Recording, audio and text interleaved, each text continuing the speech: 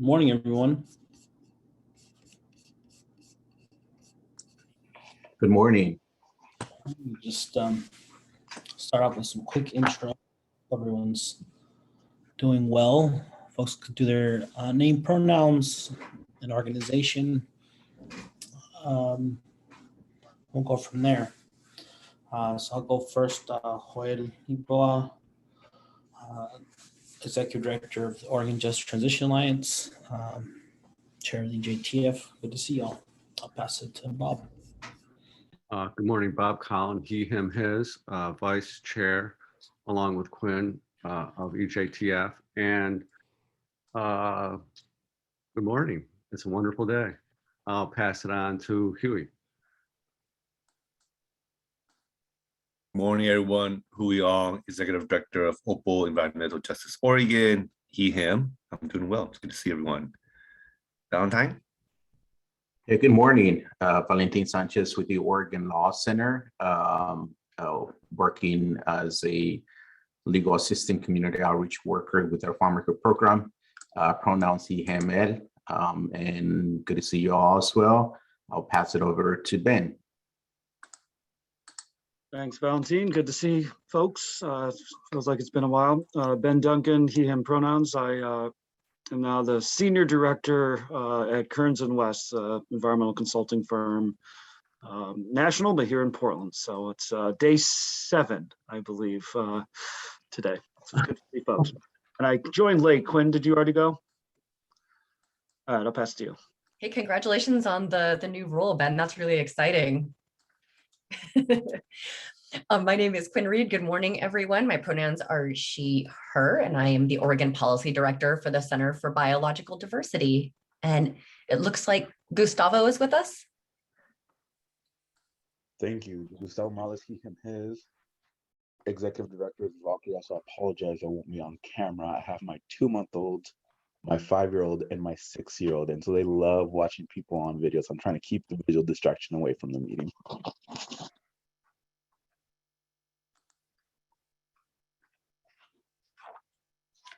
And Amira. Good morning, everyone. Amira Streeter, Natural Resource Policy Advisor to the Governor and Liaison to the Environmental Justice Task Force. She, her pronouns. And I'll pass it over to you, Chair. Thanks, Amira. Folks in the chat can introduce themselves as well. That'd be great. I know we've got some agency folks here. I'll quickly go through our agenda for today and see if folks are okay with that. So we've got some topics to cover. One is budget, of course, continuing to digest a really crazy session.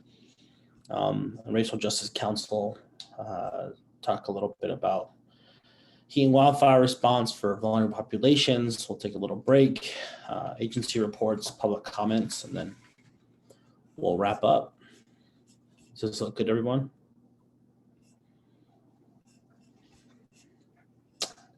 Okay. Well, in that case, we should start off with some updates from you, Amira. Great. Well, it's good to see everyone. Honestly, I thought I would have a little bit more to report on today. In terms of the budget, we're expecting a revenue forecast tomorrow to come out to kind of show where the state is budget-wise. It's been quite a roller coaster of budget issues throughout the past year and a half. As some of you may know, the state was dealing with a little bit of a economic crisis in that we had to shut down a lot of things and cut off our streams to revenue. So we were kind of worried about where the state was going to be in terms of this year, the beginning of this year. Luckily, that was able to be turned around quite quickly with reopening and just people being very safe around the COVID-19 virus. And so we were actually able to put, as a state, a lot of investments back into the community and to agencies.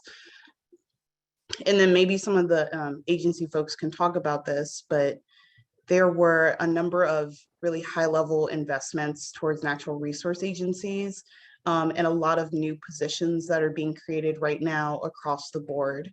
Everything from like education, to transportation, to water, to to agriculture. Is just across the board, a lot more investments in terms of positions and resources.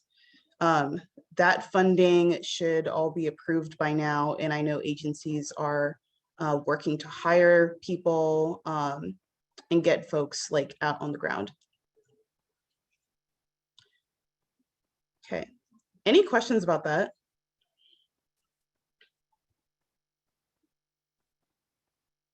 Okay, it will be interesting to see what happens with the revenue forecast and if we're continuing on a positive trajectory or not. And then with the legislature, we had the long session that passed like a number of things that were informative to environmental justice. I'm sorry, I don't have the list in front of me quite yet. My other computer is having issues, so I'm on my a different one. But as you all know, the Senate Bill 286 didn't pass. So we're trying to reconfigure what potentially that could look like, and what the strategy could be to achieve the goals out of that bill. And for folks that don't know what that was to build up better support and structure for the Environmental Justice Task Force, and to also provide, to create an environmental vulnerability assessment tool that would be used by natural resource agencies to help empower community to either make decisions, like local governments to make decisions, or to like compile that information together for community to take a look at it and say like, oh, like this is where there's the most pollution or the most heat islands or what have you. And in the bill is very high level, so we didn't even get to the point of speaking about what exactly would be in that map, but either way, that bill did not pass. So I've started to have a number of conversations with agency folks and a few EJTF members and some interested community members about potential next steps. We are gonna get close to the time where we may need to figure out a concept for the short session. But I think people are still playing catch up with the pandemic. So I'm not 100% sure of when that timeline will be when we need to make that decision. Ben, I see your hand up. And congratulations on new gig, by the way. Yeah, thank you. Appreciate that. And thanks for recognizing my little hand in the corner. I was like, do people even see this thing? You know, I don't know if I missed a conversation, which I may have, just as a post-legislative session reflection on kind of what either the governor's office heard. I saw Richard Whitman, director of DEQ, is here. He might have gotten some feedback, might be able to share in the later part of the agenda. So I am curious about if there's any lessons learned that can inform whether it's a short session for the next long session.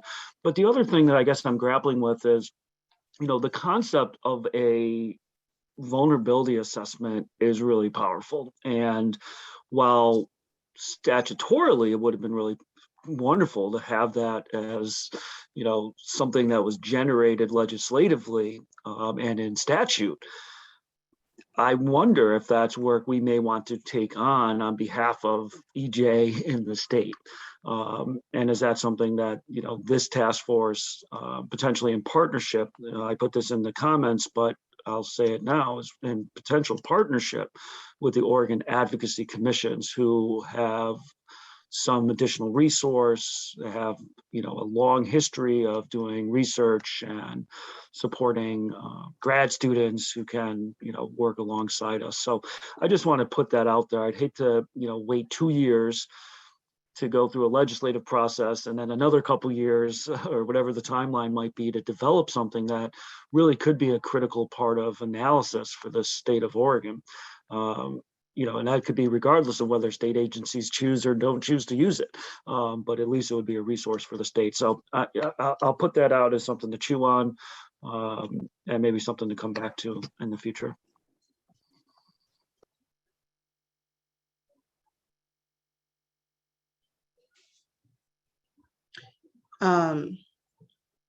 The chair, I'm not sure if you want to respond at all to that. And I'm happy to color in some of the lessons learned as well. Yeah, go ahead, Amira. I have some thoughts of my own. Want to kick us off? Yeah, so I guess I can really only speak from my perspective. So I will say that I feel like Senate Bill 286 was kind of an ambitious bill, especially for like a new idea. And I know it maybe doesn't seem like that, but it really is, because there wasn't necessarily this onswell of community groups coming around that specific idea. It was mostly, you all, a few interested parties that could give their time to like help out with talking about the usefulness of this tool, and the agencies are included in that. And I think a lot of this lack of momentum kind of came from the fact that we're very disconnected right now. And the strategy that I would use to get things across the finish line had to be tweaked a little bit. And that to me is very difficult when you have a fairly newish idea or concept, and you're not able to check in with folks like all the time, or like go down to their office and bother them and be like, hey, like, what do you think about this? And I think the concept of data and information is also perhaps fairly new. And I think generally with states, the idea of having data and like the purpose of that can be like discussed for a very, very long time. And maybe that wasn't necessarily clear as to like the why this bill was being put together. So I think those were two hurdles. And then just generally having a lot of other things going on and other priorities happening, which is, no one's fault. But just having that disconnection didn't help us either. So that was kind of my perspective on that, and also like the educational pieces. I think you're right, Amira. And I'd love to hear from Quinn and other folks too that were involved in the legislative process. But from my perspective, this was a really intense session. One just given the fact that we're still on a raging global pandemic, and this was the first session in which we were remote. And so in some ways, the legislature was a lot more accessible to people in a way that it wasn't before. Which is great, which that meant legislators got to hear from people they wouldn't normally get to hear from. But again, it also just meant that there was a lot more noise, right? Having to actually go to the Capitol to testify in person or to meet with legislators face to face does take a certain level of commitment. And so, it's a double-edged sword in the sense, like I said, we got great engagement, but there's also a lot more noise. I think when you compound the fact that, this was a session in the middle of a pandemic, we had all of the items from the Racial Justice Council, right, all the legislation that they were pushing forward, us continuing to contend with how we're going to provide some relief for wildfires, and then of course the big EJ orgs, right, the members of OJTA and the larger environmental community were really focused on passing the Oregon Clean Energy Opportunity Act, right, trying to get 100% clean done, trying to get the Healthy Homes bill passed, as well as the energy affordability bill passed. Everyone was hyper focused on those things. And so I think it also was a matter of bandwidth, right? And compounded with the fact that we all had to work from home. It was a weird and long session. And, there were some conversations with Amira and with other, and, some folks did come to testify, including myself, to talk to the legislature about SB 286. But I just think there was way too much on everyone's plates. Legislators were also dealing with, themselves and their families, and just a slew of bills. So we've got a lot of really great work done. There's some incredible bills that passed this session, but there was some things left on the table. Fortunately for us, we have the short session coming up, so I think there's a possibility of getting something done then. I saw the governor on the bill signing for the Oregon Clean Energy Opportunity, and we talked for a bit, and she did express, that she really wanted to get SB 286 passed, and that, she wants to try and get it done, in the future session. So I think we do have an opportunity, given the fact that I'm sure there's a lot of other things we need to tie loose ends on. I think there'll be a lot more bandwidth to try and get this done in the short session. Go ahead, Bob. Good morning. I'd like to, I agree with all that's come before me, and you all were up front every day with this, so thank you for sharing that. I'd like to bring home Ben's point about vulnerability indices. I think we need to get that going, because while we work with state agencies and we help them and they're very nice people and so forth, they are just the state. So if they're getting money for EJ, regardless, with all these new positions, I want some way to hold them accountable in terms of measuring how much they decrease vulnerability to EJ communities. I want that to be a program goal. I want it to be explicit. I want them to be aware of how to work with poor people that don't have the income they have. So that's why I think we really need this vulnerability index to hold state agencies' feet to the fire on actually getting results. Like we mentioned last meeting, and Valentine picked up on this, they're getting a lot of money, millions and millions and millions of dollars. All these new positions, what happens to EJ? What do we get out of that? Do we get the program goal of decreased vulnerability? And how is that moving forward? So I want to be accountable here. And one way that we can be accountable to EJ communities and people is to have a measure of vulnerability and say, here's what our government, our state agencies are doing to protect us.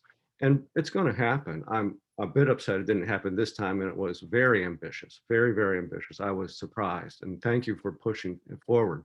But it's one of those things that's just going to happen. It's happening north of us, it's happening south of us. It's going to happen. And so I do believe that we can spur it on, as Ben suggested, as EJTF, especially with the gift of the advocacy commissions. That is a gold for us in EJ in terms of tapping that resource for vulnerability assessment. The reason I think so, because they will hold our feet to the fire in terms of getting accountable results. So I just wanted to thank all you for your advocacy this year. It will not go away. We had tremendous success. We helped a lot of people. We'll never know, but it's just starting. We'll hit the vulnerability index at one point, but we need it to be accountable to ourselves as well to make state agencies accountable. Thanks. Thanks, Bob. Go ahead, Quinn. Yeah, thank you. The only perspective I would add to this conversation is that my group is part of the Oregon Conservation Network. And just for some perspective, that coalition puts together its legislative priorities, or tries to put those priorities together very, very early. And comparatively, SB 286 emerged rather late in the game. So though it had support, it didn't have that same momentum that some of those priorities, that Cherry Boa you mentioned earlier. So I think, one of the things we can be thinking about, whether we're looking at the short session or the next long session, is what we can be doing now and how we can be keeping up that momentum so we go in strong rather than trying to pick it up once things are already moving. So, having more of an explicit campaign around it and making sure legislators know why it's important. Because I think they got it, it wasn't that there was, any kind of disconnect there. It was just, it felt like a bit like it was straggling through session with so much else going on. Thanks, Quinn. The only other thing I'd add to that I just remembered as well is that our labor advocates as well were pretty busy this session, advocating for to protect their community members, their vulnerable community members. I know, like, Piccoon and some other farm worker advocates were really trying hard this session to try and pass overtime for farm workers. There were also, that was a big, and then also another bill trying to, embed more accountability when it comes to worker complaints. So, like I said, it's just, and those things didn't go through as well. So some of the more ambitious pieces of legislation just were met with a lot of resistance. And as Amir mentioned, like, this is, yes, the EJTF has been around for a long time, but, once money gets involved, people start to ask questions as to what it means and what it's for, and is it important? But I think given, the last year's wildfire season and the power outages that we had last winter, and the wildfires this summer and potential wildfires coming Labor Day, knock on wood, hopefully we don't have something like that again. But Oregon does have climate refugees right now, both from the wildfires down south, from across the state, and then of course all the folks that have come here from the Pacific Islands, as well. So I think we do have, all of us here know that we have a need for the EJTF to have some funding and some real resources and support. I think it's just a matter of, us really being able to communicate and tell that narrative and tell that story, right? That we've been around for a long time. We've been advocating for Oregonians. We have been across the state for the last few years and have heard loud and clear and directly from impacted community members that that more needs to be done by Oregon government to protect folks, especially as these climate disasters continue to happen. And of course, the heat wave that killed over 200 people in the Northwest, right? Like, things are getting much more intense, and our response needs to match that intensity. Any other thoughts or reflections from folks?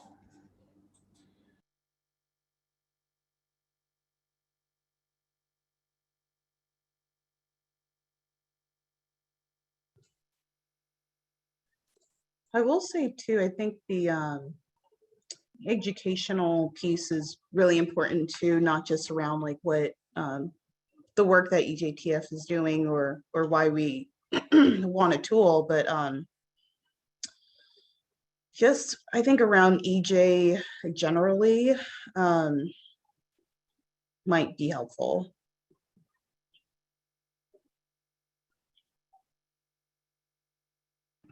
And that was kind of happening where people were learning more about like environmental justice, but maybe more education needs to happen. And why it's beneficial to the entire state.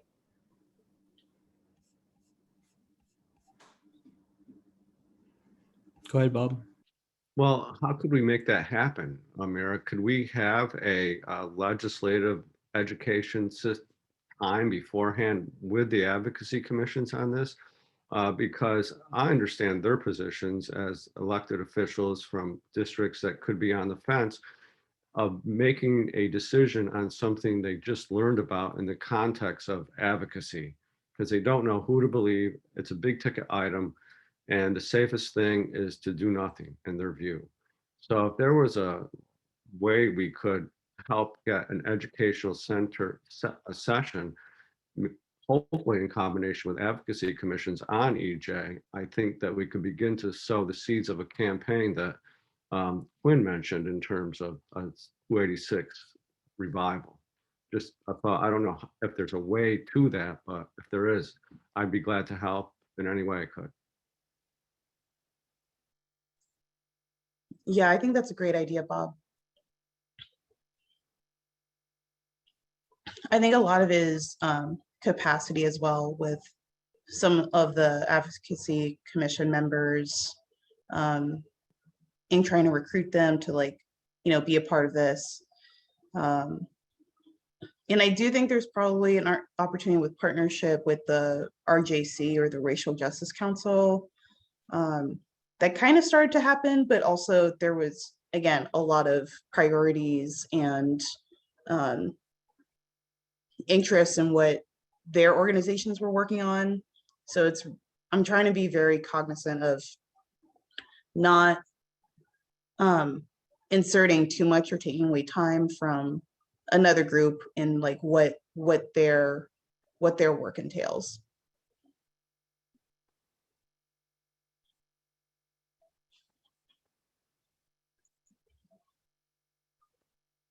Okay, I think that's kind of it. As you can see from the chat, there is a lot of opportunity with the vulnerability assessments with the agencies. And maybe when they give their report, they can talk about that a little bit if they would like.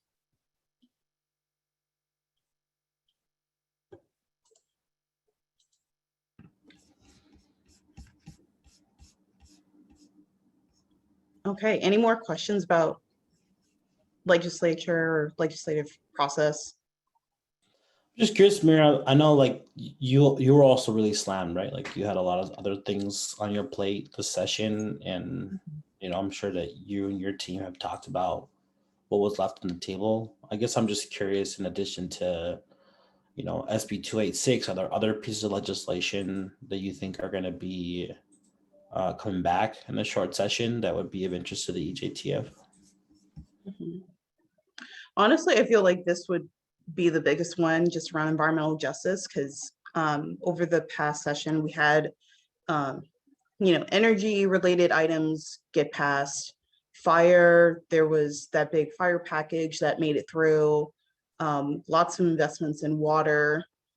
Climate, I think you know, there's been big conversations about that in the past and some investments there. And then COVID recovery and response kind of dominated a lot of the conversation. And then, as some of you know, there's this whole body of work with the Environmental Equity Committee, the Racial Justice Council's committee, around outdoor recreation and outdoor life, and general environmental equity. And I would say that EJ was probably the biggest one that was left off the table. Yeah, even like public health modernization and environmental health was, they got a few investments as well.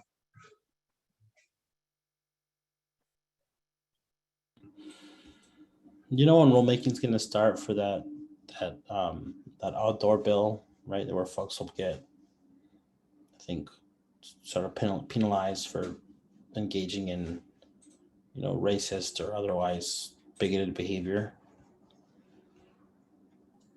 Yeah, let me get back to you on that. I don't think it's necessarily rulemaking involved with that. It's just giving like explicit authority to the agencies to engage in that without, and making sure that they connect with each other. But let me get back to you about that bill. Yeah, just let us know. So I know that was a big bill that Racial Justice Council put forward, and you know, really glad that we had Robin on there pushing that as well. But you know, we want to make sure that this bill gets put into place. You know, because it's an incredible bill, a really important bill, and I think it needs to.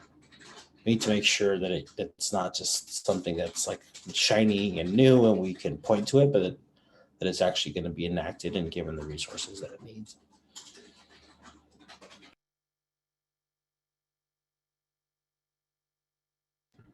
Okay. Maria, do we have someone here to talk about heat and fire response? They should be arriving fairly soon. Okay. I don't see them in here yet. Oh wait, yes I do see them. Okay, so I'm gonna bring Jorge in. And then just really quickly, let's see.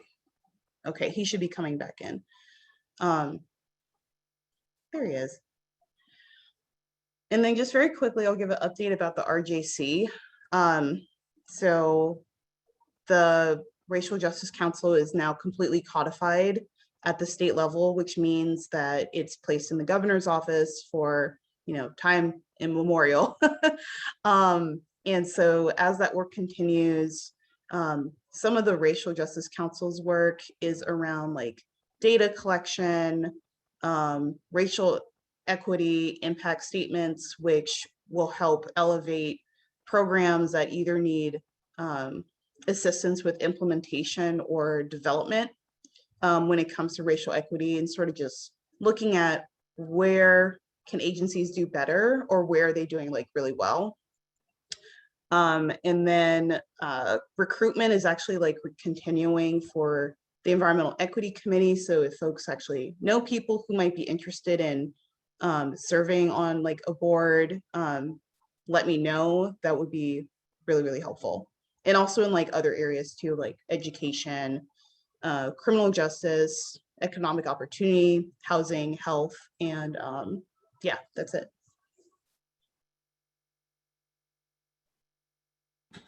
You mentioned to me that the forestry board also has a couple openings, yeah? Yeah, we do have a couple of openings generally with boards that are kind of continuous. So we have, I think, Board of Forestry, Dogami has like one opening right now. Water, DEQ. So if you'd all know folks who are interested in being on a board or commission with the state, you can contact me and then I can get that person into the right place. Yes, and Board of Ag also has 2 board positions open. Some boards and commissions are through like a Senate confirmed process, which has a very tight timeline. And then others are more flexible. And if people are interested in serving, we can try to find like the right fit for them with their skills and their capacity. Go ahead. Quinn, sorry. Yeah, that just reminds me, I had a quick request for agency folks who've joined us today. I would love to hear, perhaps when you give your updates, about any vacancies you have on boards and commissions, and just get your quick thoughts on, what expertise you're looking for, just to help, maybe direct some ways that we can be helpful. But it'd be great if you could address that in your updates. Yeah, and if anyone here wants more work, feel free to apply yourself.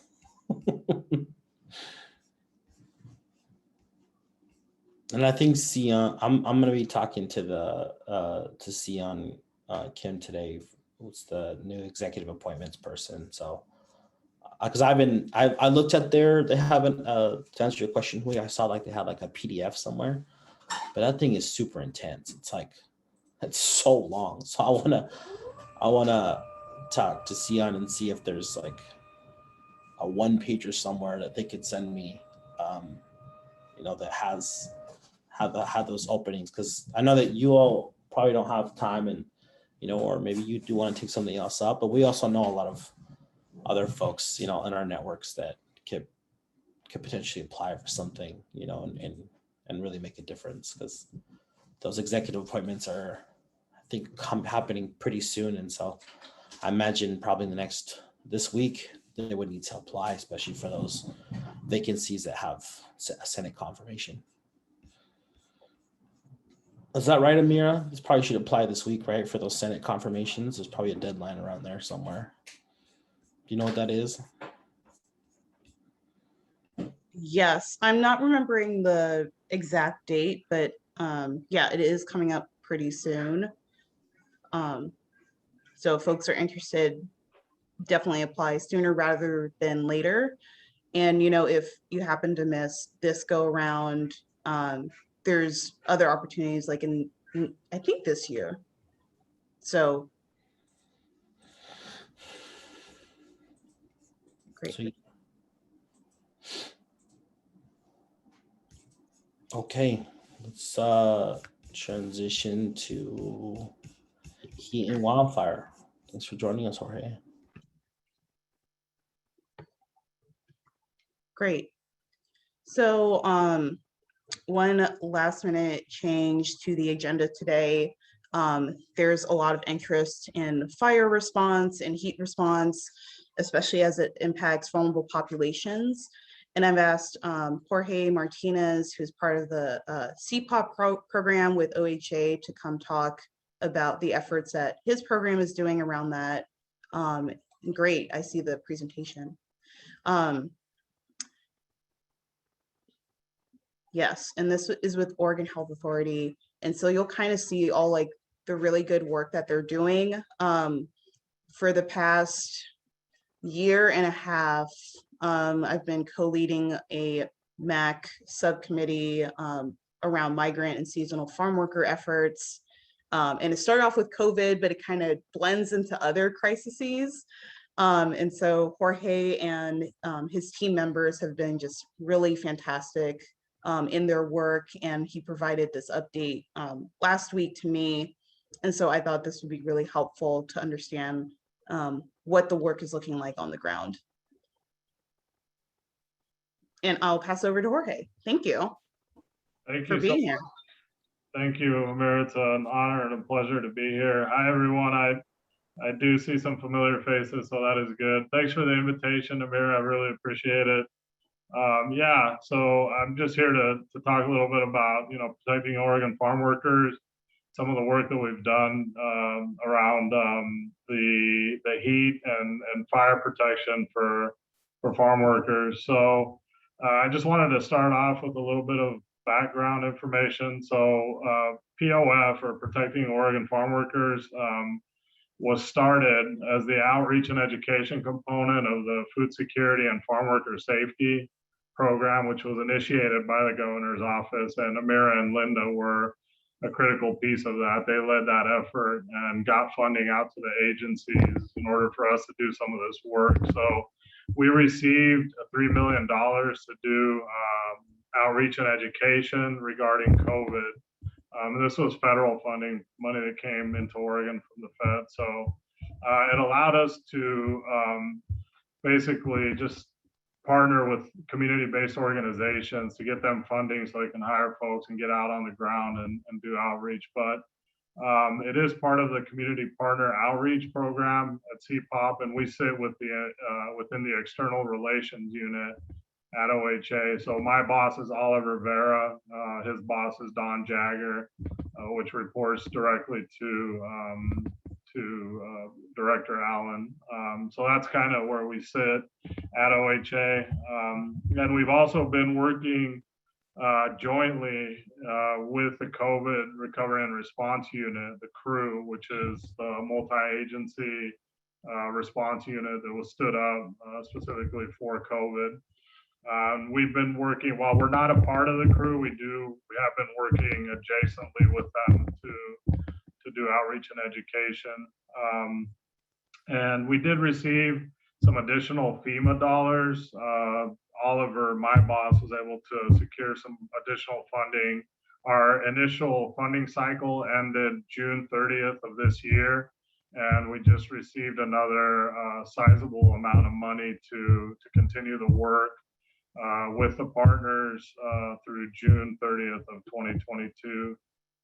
So the program is continuing. We're continuing to do the work, which is great, because it means not only that we're protecting Oregon farm workers, but we're going to continue those partnerships with a lot of CBOs and other community partners. So right now we have 19 trusted community partner organizations around the state of Oregon, and those partners, they include organizations from across all sectors of society. We have community-based organizations, which are nonprofits. We have LPHAs, local public health authorities, local public health authorities in the counties, and also FQHCs, federally qualified health centers, which are providers.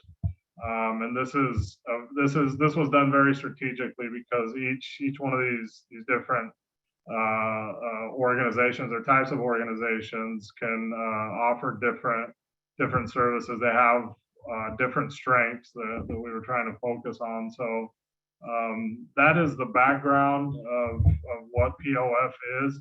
The objectives that we have obviously are COVID-19 outreach and education. That's at the forefront of everything, right? It encompasses everything that we do right now. We've been transitioning into some other stuff, which I'll get into, but it really is centered around COVID outreach and education.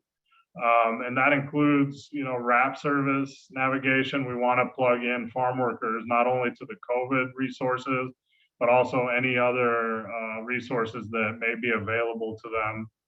One of the big ones that we've been plugging folks into is obviously the Worker Relief Fund, which has helped with any expenses related to COVID, but also PPE distribution. That's been a really, really big one. Our partners have distributed upwards of close to 300,000 individual pieces of PPE, including masks, hand sanitizer, and other items.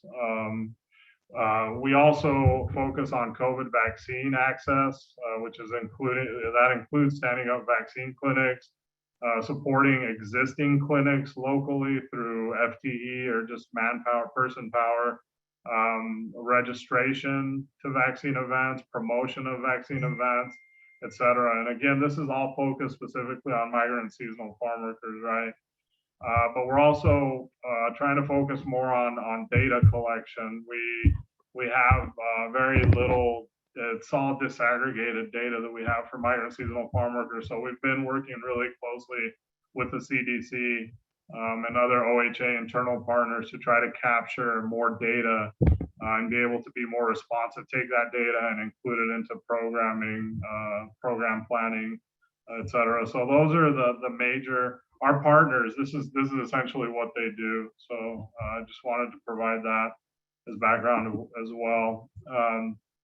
Now getting into the protection from heat and fires. So we recently were involved in purchasing some water bottles, some refillable water canteen water bottles, which we distributed out to the farm workers. We partnered with Oregon Employment Department, Fernando Gutierrez.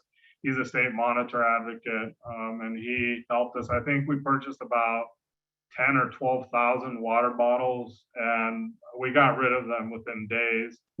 So what we did is we partnered with Fernando. We gave some to his staff, which is spread out throughout the state. They distributed some, and then we gave some to our partners as well. And this was about a month ago, right when the heat was really picking up in Oregon. We've also purchased neck gaiters for the farm workers as well, which they can, neck gaiters and neck towels, which they can moisten or put water on, and they can put around their necks to help keep them cool. Something that we're currently working on are air purifiers as well. Oliver just purchased 3,000 air purifiers, and that for a total cost of about $300,000, just to keep that, just to frame it of how much resources are actually going out to the farm workers. And we're going to partner with OED again with Fernando Gutierrez. We might partner as well with Oregon Law Center. I see Valentina's on the call. We may get some out to them as well to be able to get them out to the community.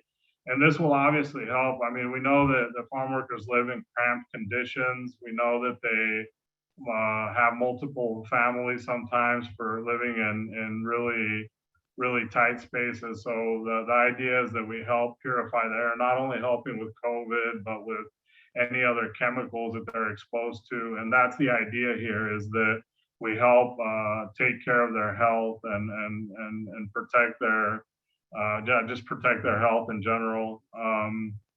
So those are the four things that we've been really working on in terms of related to heat and fires. And again, this is a collaboration with other agencies. Other agencies. DAS is helping us with the distribution. So is DHS. The COVID Recovery and Response Unit has obviously been helping us. But ultimately, it's the partners that are going to be doing the distribution.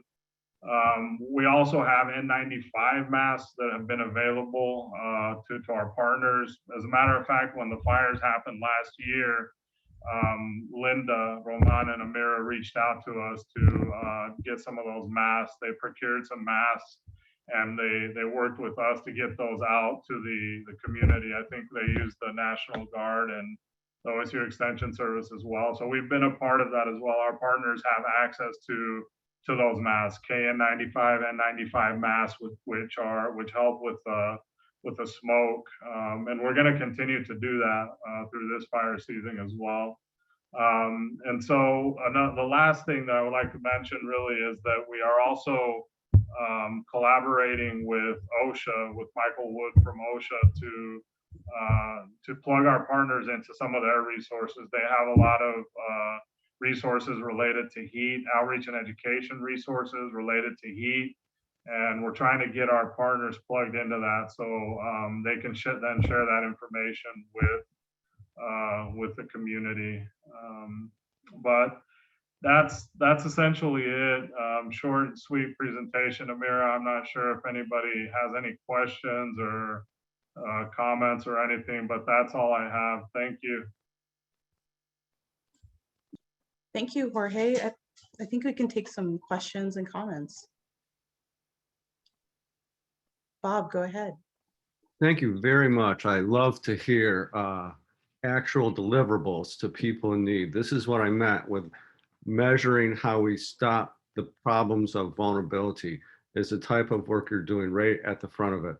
So thank you. Having worked in the field myself growing up, it is very dangerously hard, as we learned this summer. One point I quickly want to make in terms of external or community stakeholders or partners, have you considered Indian Health Services, IHS Indian Health Services? They have resources, they have needs. It's not often thought of in this state as a collaborative partner with farm workers, but I think we should break out of that box, and you're doing so well on collaboration. I just thought I'd throw it out to you, but thanks again for all your work. We appreciate it. Thank you, Bob. If I may, Chair, thank you, Jorge. It's great to see you again.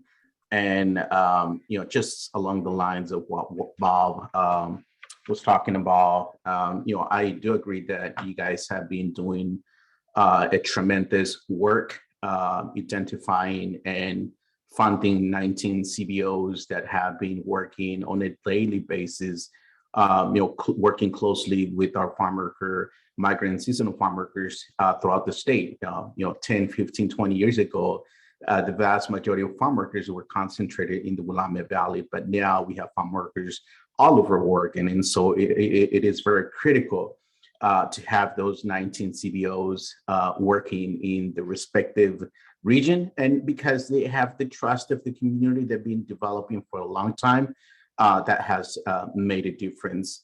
However, I do believe that we have changes that we still need to do, right? For instance, you talk about data collection.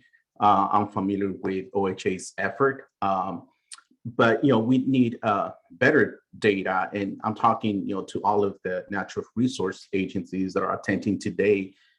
We need to have a data collection, a centralized data collection on heat-related illnesses. It's something that we don't have. We need data on wildfire smoke-related incidents as well, pesticide exposure incidents. And that's going to help us really understand what are the issues that are impacting farm workers so we can address those issues. So something I want to encourage everyone who's listening here to think about, what are the best ways to, collect data. And also think that I'm really happy to see that Oregon OSHA has been increasing their outreach efforts.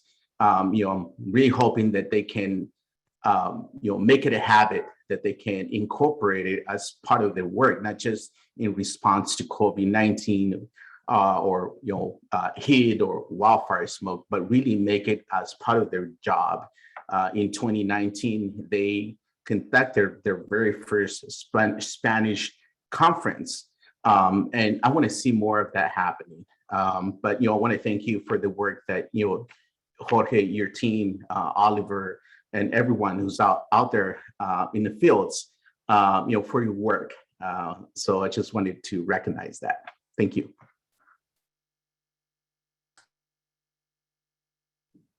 Thank you, Valentin.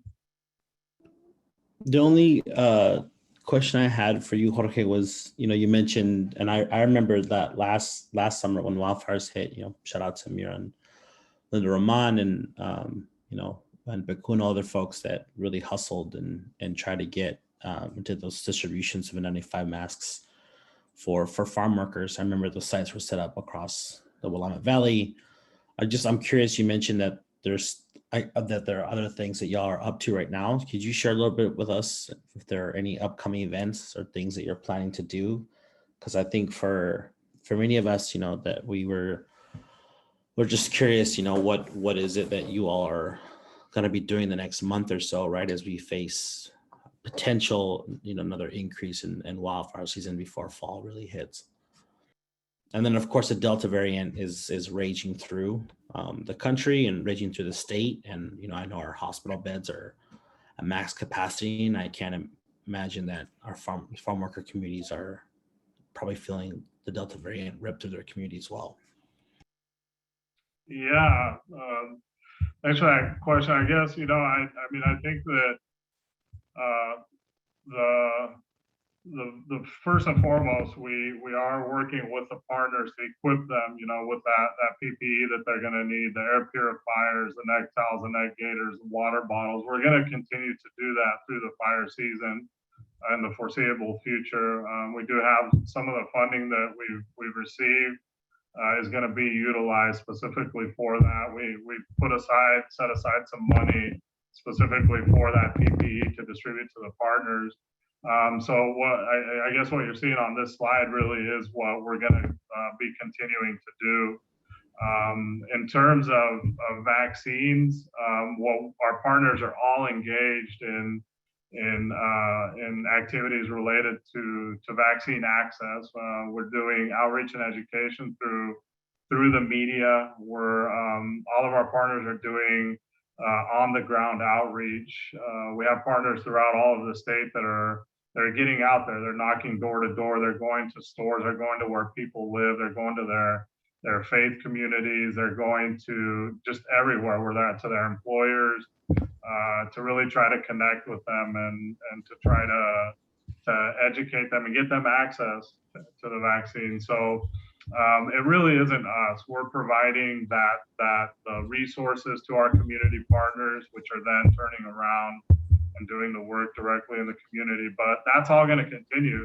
I guess all of that to say, we have funding to continue through June 30th of 2022. So, and I will say too that this community has allies at OHA and myself and Oliver and all the other people that we work with, Mira, Linda, all the people at the crew, all the people that work internally in government and the agencies are committed to this. And I can say that as a Latino, as a former farm worker myself, somebody that grew up in Oregon, I see the changes that the government is making, and it really makes me proud to be a part of that, because we're going to huge efforts really to be able to move and shift systems in order to meet the needs of these communities. And it does take time. It does take time to do that, but I think that we have all the right pieces in place in order to be able to do that. And this is just one component of that.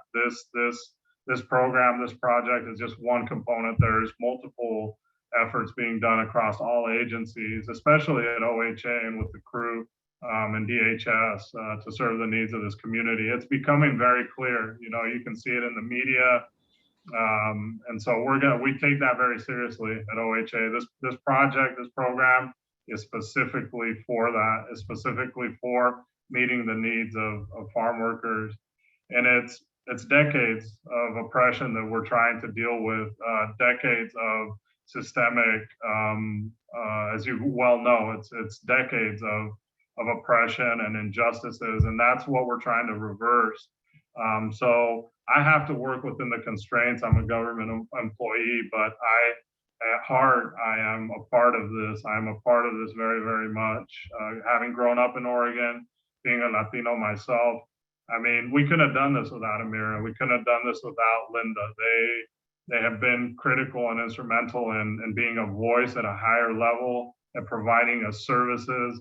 Governor Brown herself has been engaged in this. So I'm just proud to be a part of it. And all I can really say ultimately is that we are trying. I am the boots on the ground, and we are trying. I've seen what OHA, what the crew, and what everybody, the efforts that we have all put into this. So we're going to continue to try. As long as I have a voice, I'm gonna voice to leadership. Hey, yo, we need resources for this. We need resources for that. The community needs us right now. So anyway, sorry, I got on my soapbox a little bit there, but.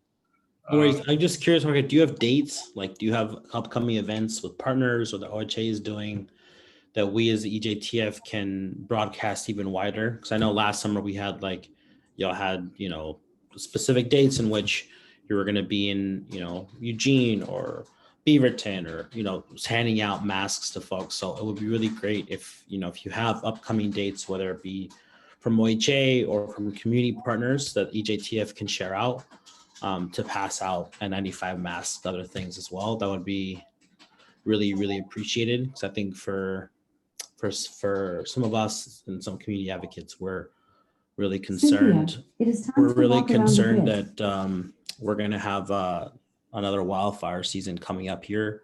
And like I said, this last heat wave, killed a farm worker. So I think a lot of us are like, we really appreciate the work that's been done. But as you know, Jorge, like there's more that needs to be done. And those N95 masks are a really great start. But, we also, some of the things that I've been talking about with some folks is, are you all thinking about, or have you looked into getting some more intense or more protective PPE, like potentially half face respirators, like, pesticide applicators and people who work in, wildfire fighters use, Absolutely, yeah. I totally agree with you again, and we're doing what we can right now with the resources we have, and we do have dates for events that are going on related to the vaccine and related to COVID. But our approach with this is right now we're just trying to get all of that PPE. I mean, we have stuff in warehouse right now. We just placed the order for air purifiers, and we're trying to get it out to the community-based organizations. But I can share all that information. It's available to anybody. I can share it with Amira, and that'd be great. Get it to you all. Yeah, that'd be great.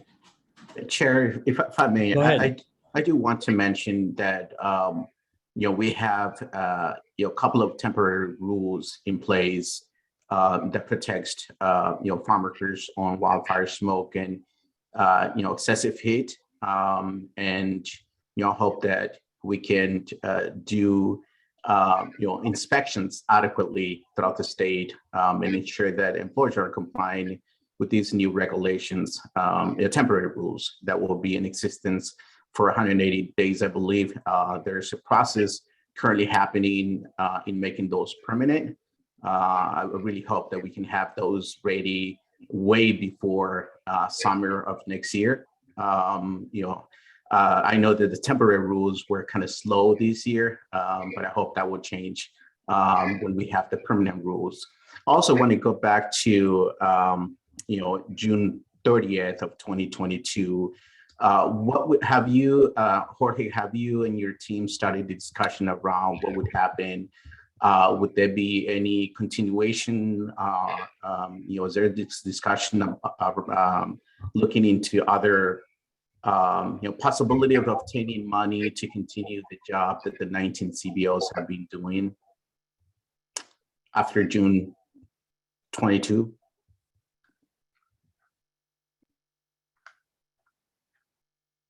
You're on mute, Jorge. Yeah, thanks for that question, Valentina. So that is something that we do have to consider is what's going to happen after 2022, right? I think that We do have the right components in place internally at OHA to be able to certainly make the ask. Again, Linda and Amira have always been there to support. So I think we're going to look at different avenues for funding. I can't say anything. I can't speak to anything specifically right now, but the funding we do have right now will carry us for, until the end of this funding cycle, which is June 30th of 2022. I really don't know after that, but I'm sure that with all of these efforts that are going on, the awareness and the desire really for health equity, that there will be things that we will be able to do. And CPOP, the Community Partner Outreach Program, also has received funding to do the Cover All People program to implement that. So while it might not be specifically related to COVID, it is going to continue. We are going to continue doing our work, which is related to health equity and achieving that. So I can't say for sure what's going to happen with the funding for COVID and this PPE stuff, but we are going to continue to work and help the community. Valentin. Thank you, Jorge. Any other questions or comments? Yeah, I saw there was a question in the chat about who's helping in Central Oregon and the Madras area, and that is OCDC. So OHA has different funding streams. Our funding stream goes directly to OCDC. We're going to give them about $300,000 to cover the gorge area in Central Oregon to continue to do this specific work. And I know that the community engagement team, Dolly England's team, they also provide funding to other organizations out there that are doing similar work to us. So there's a lot of work being done in Central Oregon.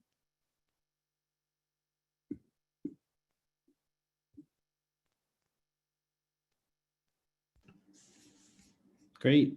The only other thing I'd say, Jorge, is, please feel free to see us as a resource and as advocates. I know Amir is paying close attention, but you as well, if you need anything from us, please let us know. And there are conversations that we could be a part of or helpful with. That'd also be really great. I'm sure you see Valentin and other folks pretty regularly, but please see the rest of us as a resource as well. I appreciate you being here. Yeah, it was my pleasure. It was nice to see you all. Thanks again, Amira, for the invitation. I appreciate it, and thank you for your support. Take care, everyone. See you.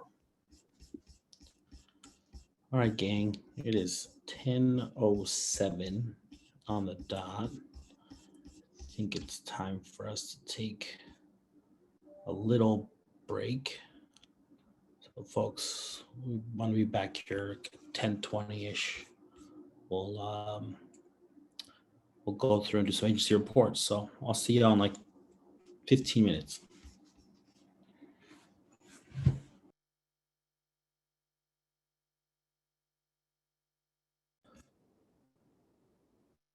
All right, gang, let's get back to it. So let's start off with some agency reports. So we've got quite a few people here.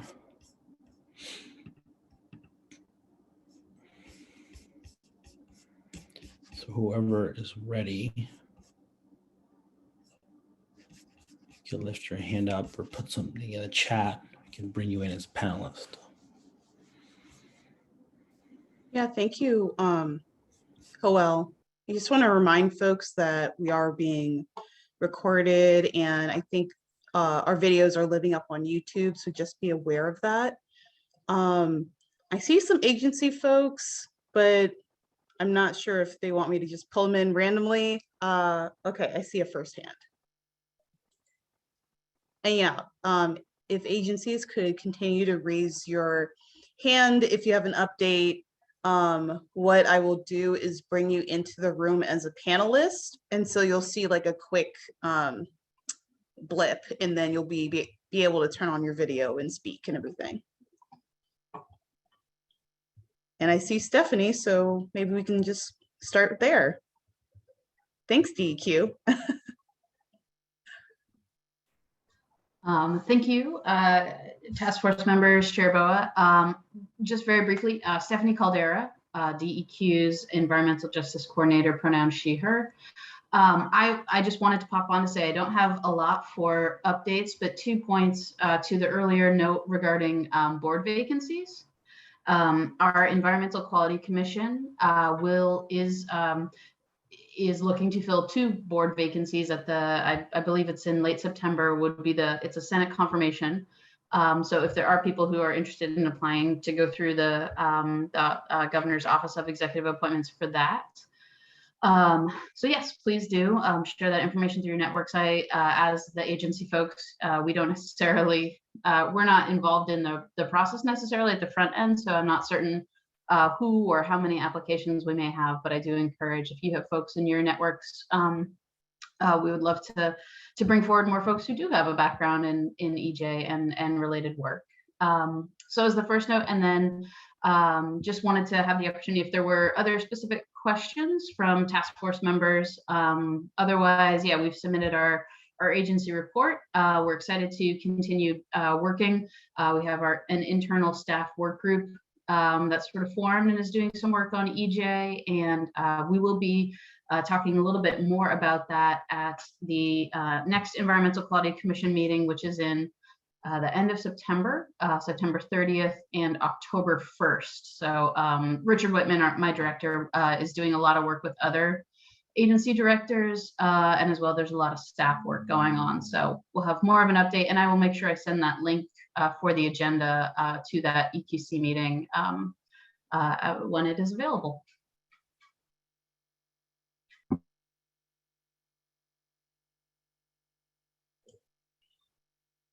Great, that was short and sweet. Thank you, Stephanie.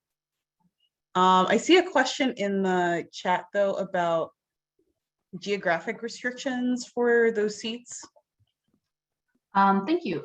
There are, the Environmental Quality Commission does not have geographic or representational positions. They're effectively 5 members at large. Our 3 remaining members, one is from Corvallis, one is from rural Yamhill County, and one is from Portland. As always, we do strive to have a representative commission, so definitely welcome folks who are from other parts of the state. That would be fantastic. But there are no specific limits for those.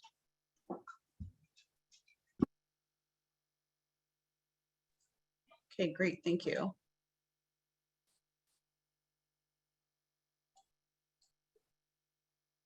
All right, I see a couple of folks. So I'll bring in Christina, and then I'll bring in Azelle as well.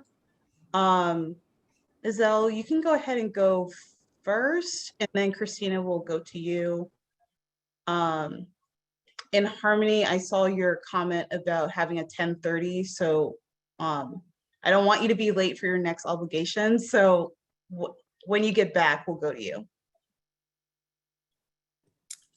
Thank you. Thank you very much, Amira. My name is Ezell Watson. I am the Diversity, Equity, and Inclusion Director for Oregon's Public Utilities.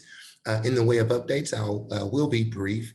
From June 20 to July 2021, we have engaged in a few what we believe are environmental justice efforts, some of them spurred by the Governor's Executive Order 20-04, which means that we, as an economic regulator, what we've done in the way of justice is begun to center impacted and vulnerable communities who have high energy burdens. Some of the things that we've done, we are in the process of reevaluating and recreating an investment framework for the electrification of transportation. We have what was called a low-income roundtable, where we center the needs of energy burdened and people that will be considered low income. We are now, that committee's nomenclature has changed to SELFLESS, which stands for Social Equity Lenses and Frameworks to Lower Energy Stress Successfully. We have, of course, that is a low-income working group where we meet monthly to try to find ways to help our low-income and vulnerable populations relative to utility regulation. Wildfire mitigation. We've taken lots of steps to mitigate wildfires. We have the Oregon Wildfire and Electric Cooperative that kicked off in July 2020, which was a workshop series designed to assist electric companies, our consumer-owned utilities, and operators of electrical distribution systems to develop some shared practices for mitigating wildfire risk, including public safety power shutoffs. And within public safety power shutoffs, we understand the disparate impact that it has on some of our vulnerable communities. Or, I don't like to say at risk, but we have also our community solar program, which is included in the report as a result of we had a rulemaking process as a result of Senate Bill 1547 that increased the renewable portfolio standard to 50%. So we are making efforts there to advance the community solar program and find ways to involve more renters in our community solar program. We think about impacted communities. We have lots of other information that's included in our agency report that I would refer you to. One thing that I would like to center right now, though that is of paramount importance, is the moratorium on disconnects for utilities. And with House Bill maybe 2475, I hope this is the right one, we have now authority to issue a differentiated rate. But in the meantime, we have communities at risk for disconnection. And we are in the middle of a workshop series, a docket where we are attempting to make a new rule or offer recommendations to the commission for how to handle past due balances and disconnections. So that is it's really challenging, just being honest with the EJTF here. We're economic regulators, and there are some ideologies that are present in the regulatory space that, in my professional opinion, seek to center the needs of the investor class, which, in my opinion, at times run at odds with giving back to vulnerable populations. So I'll stop there because I'd love to field any questions that we may have, and I want to make sure I leave room in the space for every agency to give their update. But I'd love to see you guys at the August 25th Public Utilities meeting workshop, where we're going to be giving an update, and also at the Citizens Utility Board's conference, utility providers conference on October 15th, where I'll be giving the keynote. And just by way of no, this is not a shameless plug for myself, because I'm really nervous. I'm going to be challenging the community. I'm going to be challenging the regulatory space and challenging advocates to think about things differently and stop thinking from terms of deficit thinking, which seeks to, in my opinion, make wealthy class all more wealthy, and start thinking of how we can return resources that have been historically stolen. So I need support. I'm nervous. My heart's beating fast just even telling you guys that on this call. So, and that concludes my update for public utilities. Questions?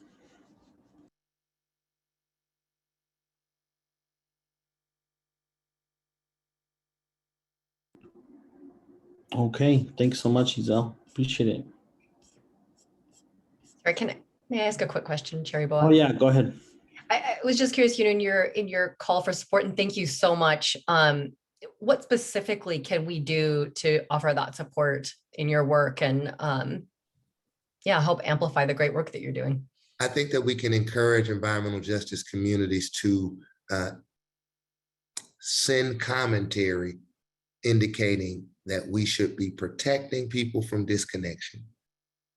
There is an idea that disconnections serve as an incentive for customers to pay. As someone who has been not victim, but someone who has had his power turned off before, and his mother's power recently, father's power recently, I don't think that the disconnect notice was an incentive for them to pay. I think that they already wanted to pay, but that's a pervasive ideology that I think we are at odds against. I also think that something that the communities can do is continue to write to our community action agencies and our community partner organizations to encourage them to increase their staff around energy assistance and to make their processes a little bit more, open up the windows. So the windows of time where people can request energy assistance, those need to be wider windows, because it's difficult for our families to obtain the assistance that is out there and thereby go further into a cycle of get disconnected. And now you have to go through the process of reconnecting, and then the compounding the food that you lost in your refrigerator, and health issues that get worse. So I'm sorry, Quinn, short answer, right to our community action agencies, including Citizens Utility Board, including Community Action Partnership of Oregon, and encourage less barriers to energy assistance.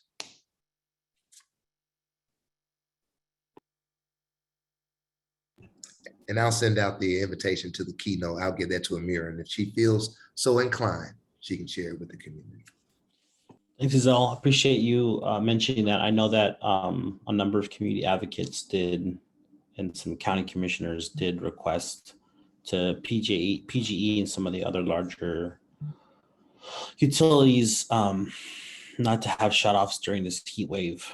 But I'm curious if you've heard of other folks advocating for not having shutoffs. Like I said, I know that letter was written a few weeks ago. We had that 3-day really intense heat wave. But in addition to that, have you seen or heard of other folks advocating not to have shutoffs? Absolutely. Multnomah County Office of Sustainability, led by Sylvia Tanner. There's been a big presence from Verde, led by Oriana Magnera. There was the Northwest Energy Coalition, which was formerly not led, but the leader in engaging this work was Heather Moline, and she's moved on to work in Washington State for their Public Utilities Commission. But there has been a major push for that.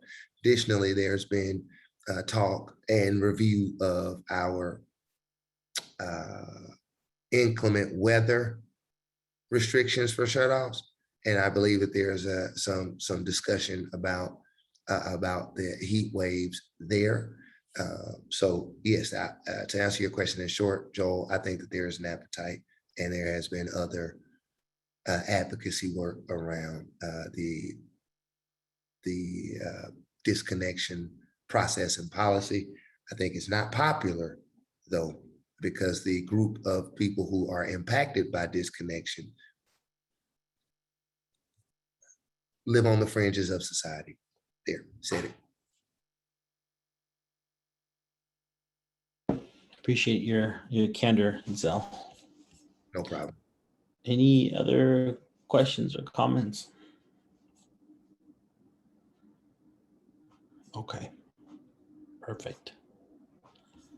Thank you.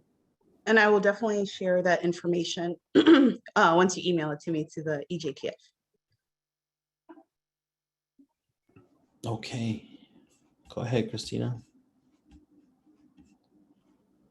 Hi, good morning, everybody. Christina Higbee, citizen advocate and tribal liaison with the Oregon Department of Agriculture. A couple of updates that I have for us is I did mention in the chat earlier that we do have the Board of Agriculture has 2 open board member seats. One is a producer seat, so you have to be actively engaged in producing commodities, but the other one is what is it? It is a public member position, so anybody can apply for it that has interest. So I encourage you all, if you don't want to apply, to send it on to others so that they can have opportunity to participate. It is through the governor's office, so you'll have to submit it through them. I did send, I believe, links to it a few weeks ago, but I'm happy to resend that if folks don't know where it's at. Another thing is mentioned about new positions. ODA was lucky enough with the legislative budget. We got quite a few new positions to help support our programs, including 8 new hemp staff. We don't have those positions ready to go yet, but we are definitely working on that, and we'll forward them to you guys so that you can send it out to folks when that does come up. We also have 4 new ag water quality positions that are going to be opening up, including much needed work in the Klamath area. We also got some money to continue that Klamath work, where we work with the tribes and the local landowners in that area to kind of help with the issues that are going on down there. In addition to that, we have 2 new pesticide staff positions that are going to be funded with cannabis dollars to help out with issues that are going on over there. And then 1 worker protection standard position that was originally a limited duration. I believe it's going to be a permanent one. So we're really excited about that. And the last one I think I'm going to mention is a soil health specialist that we're pretty excited about getting to help with that work effort. That's for the staffing.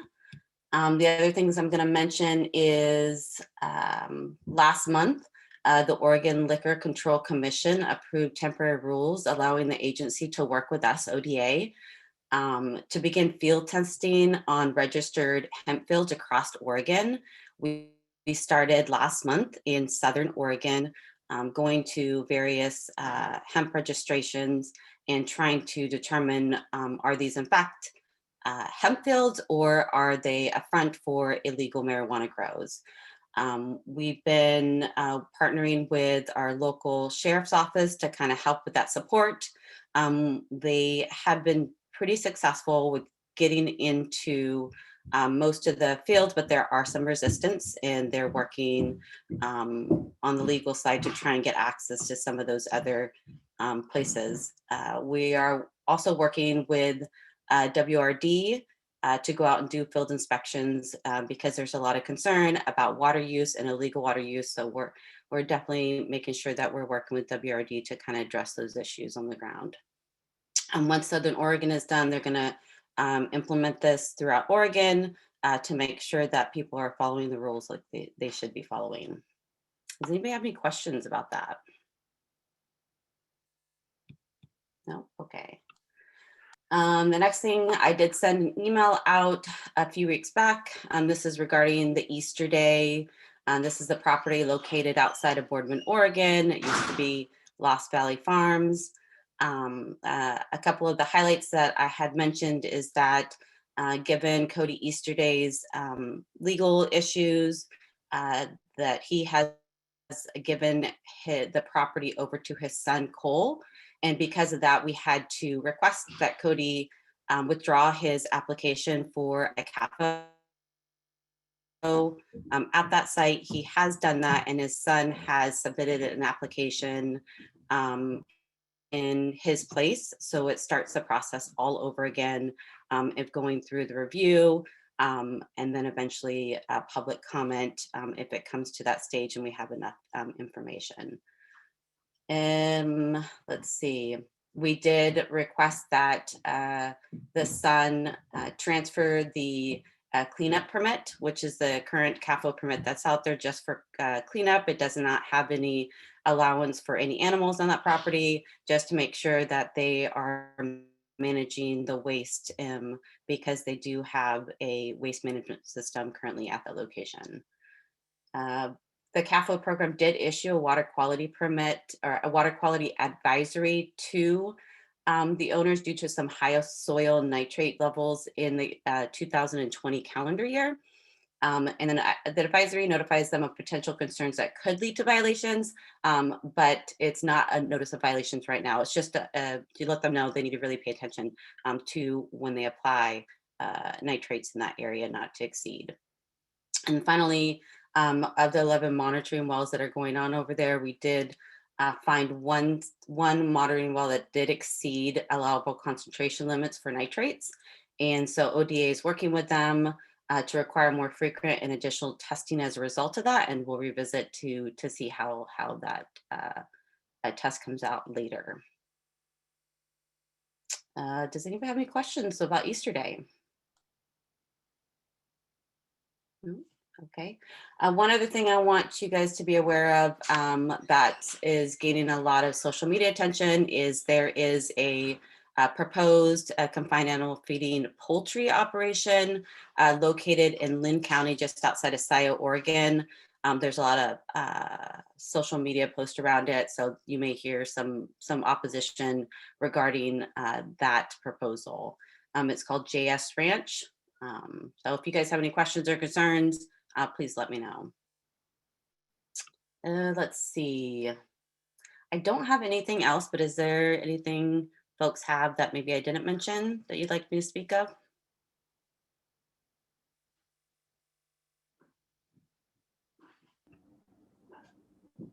No? Okay. Well, thank you. That ends it for me.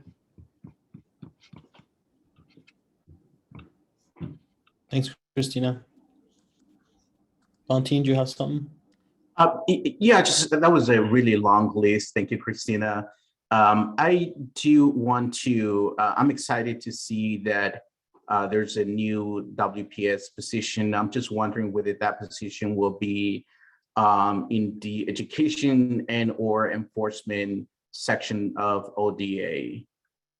It's my understanding that's going to be in the education and outreach section of the certification and training. So we do an outreach in that area. If I will follow up to make sure that that's correct. And if that's incorrect, I'll let you know. Yeah, thank you so much. And also I had an opportunity to review ODA's report. There's a lot of great stuff that I saw in there, the DEI efforts, the translation of documents in Spanish, also providing interpretation during some of the rulemaking public hearing processes. So that's great to see. Just the last question I had was regarding the DEI committee. Could you give us a sense of who is part of that committee and the selection process that was utilized? Yeah, so I am not directly involved in that, but I know that they try to get representation from all the different program areas within our agency to make sure that we are being inclusive, and they do meet on a regular basis to talk about that work and the efforts that we're doing internally and in making sure that our staff feel like they're being included and that their voice is being heard. So this is really an internal effort that is involved in the DEI work that we're doing there. Is that the one you're talking about, the committee? Yes, the committee that was established late 2019, I believe. Yes. Yeah, I'm not a part of it, but it is definitely well represented among all the different programs here at ODA. And they're working with our HR to make sure that we have all our rules, making sure that we're being inclusive in the work that we do, in our hiring practices, and then outreach to make sure that we have a good diverse pool of candidates when we do have new staff openings and doing that outreach effort. Yeah, thank you, Christina. And I really hope that ODA will try to recruit in the 8 positions that you will be hiring fairly soon to include people that speak Spanish, given that there's a large amount of people who work in the hemp industry that speak Spanish. And so hope that you can hire some bilingual inspectors. Thank you. Yeah, thank you so much. That is a really good point. And I'll make sure I will ask that question to our HEP program to make sure that is something that they're going to be included to try and encourage a bilingual speaking staff to apply. Thank you.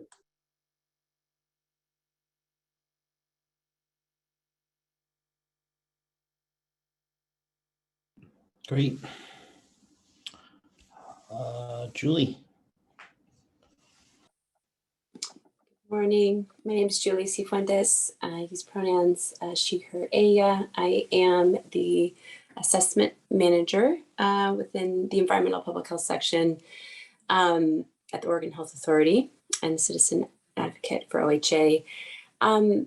I just sort of wanted to acknowledge Jorge's great presentation and just all the work that's happening at the OHA level, and also just, you know, as someone who's nested, you know, within the environmental public health section, you know, within the public health division, you know, within the agency, you know, there are certain things that I'm, you know, reporting out on that are pretty specific to environmental health, but I do want to spend just a little bit of time to acknowledge just the transformation that's happening in the agency right now. And I think what's happening with Jorge and Oliver's team in terms of really prioritizing and making investments to fund community-based organizations in our communities who are most impacted, you know, by COVID, but, you know, also by climate and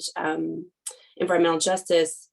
The same things has happened at the public health within the public health division, where, and I think I might have mentioned this, or you probably heard this in other contexts, and that, you know, we have for the first time been funding community-based organizations directly, over 170 organizations. And, you know, even though that was, you know, really focused on COVID and immediate needs, and like Jorge is speaking, we're talking about these really immediate needs.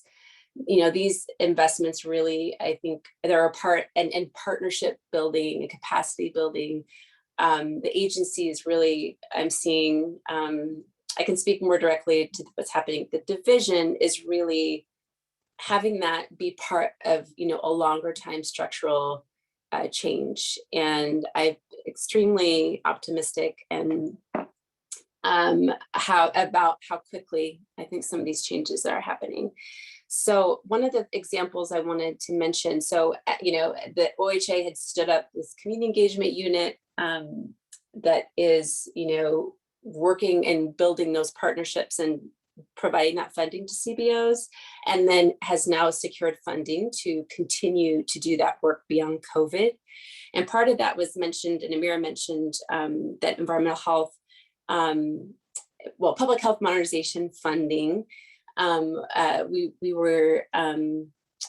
got more than we anticipated. And I've just a note too, that I have like a pretty long update in writing that I can share with you, and I'll just spare you the details here. But what I wanted to highlight is that this modernization funding will allow the Oregon Health Authority Health Division to provide funding to community-based organizations, specifically to be doing climate and environmental justice work. And so it's super exciting, and it will, you know, we're working right now internally on an RFP that will likely be going out sometime this fall. And the idea, and we're working with, you know, our community partners in structuring this RFP. And the idea is that we're working as much as possible internally, so that there is the least burden possible on CBOs who are going to be applying and receiving this funding. And so there will be, in a way, a menu of options. So people might choose to work, CBOs might choose to apply for funding for climate or environmental justice, or other areas of public health. So we do really want to be promoting, you know, this with our partners, the community, all the different advocacy and community-based organizations that are expanding their capacity in doing more climate and environmental justice work, because this will be another potential source of funding for them. So as soon as that, I would love to share that as soon as there is something available, so that you all can share with your networks, and we can get as many community partners applying for climate and environmental justice funds specifically, as it aligns with their priorities, of course. It's just a massive, I just one example of like and when we think about the legislature and the investments for the Oregon Health Authority to continue to advance health equity. And one is that our Office of Equity and Inclusion, currently 22 staff, and has 44 new positions. So it's incredible. The Public Health Division, through a CDC grant, has 17 new health equity positions. And in addition to that, I won't go on there. I don't even know it all, and I probably will screw something up if I do. But just to give you an idea, it's enormous. In terms of our environmental public health section, we actually did get some positions to be doing climate focused work and environmental work, generally speaking. A climate and health equity analyst, an environmental epidemiologist, and a land use, kind of land use built environment policy person. There are a few other that we're kind of working on kind of developing those position descriptions, and that will be another thing that will likely be ready to share and promote in September coming up. In terms of other legislative updates, I know I'll highlight the Healthy Homes Grant Program. I know a lot of you probably were following that, and that Verde had collaborated with Representative Pam Marsh to develop. And so this sets up a program in OHA that will provide $10 million in grants to home improvement organizations to support healthy home environments, and provide OHA with staff to convene a multi-stakeholder task force to inform program design and establish some ongoing partnerships with agencies and community organizations, and to administer that program. So that program is going to sit within our environmental public health section. Just seeing what else we might. We're continuing to work on the Climate and Health Executive Order. We'll have we have been directed to have annual climate and health in Oregon reports. And so we're working. We did our first one, released it in the fall last year, and we're working on this year's. And this is going to give some examples of public health actions and emphasize the importance of building social resilience. So that will be coming out by the end of 2021, as well as the study on climate change impacts to youth depression and mental health. So we are currently doing key informant interviews and focus groups with a number of either youth-based or youth-focused organizations that are doing climate activism, and also youth organizations that are focused on mental health. I'm realizing I'm taking a lot of time, so I'm going to just say the last thing I'm going to mention is that we have started updating our climate and health resilience plan. I think we might have presented on this a number of years ago. Our first one was in 2017. It's a 5-year plan. And this identifies priorities for our Oregon's public health system. And this one will be a little different in that now that we are actively funding community-based organizations, we're now really looking at CBOs in addition to local and tribal health as part of the public health system. So far, we've been engaging with several community leaders, working with populations impacted by climate change. So Coalition of Communities of Color, PACUN, the Northwest Indian, Portland Area Indian Health Board, the Micronesian Community, and NAACP of Eugene, Springfield, and Verde. So this is kind of our initial engagement to really structure and ground our plan in the priorities of of our most impacted communities. And we will be kind of doing some broader engagement in the fall. And we'll also be sharing with you all opportunities for you to provide guidance and input into this new 5-year plan. And we expect to have that updated plan completed in early 2022.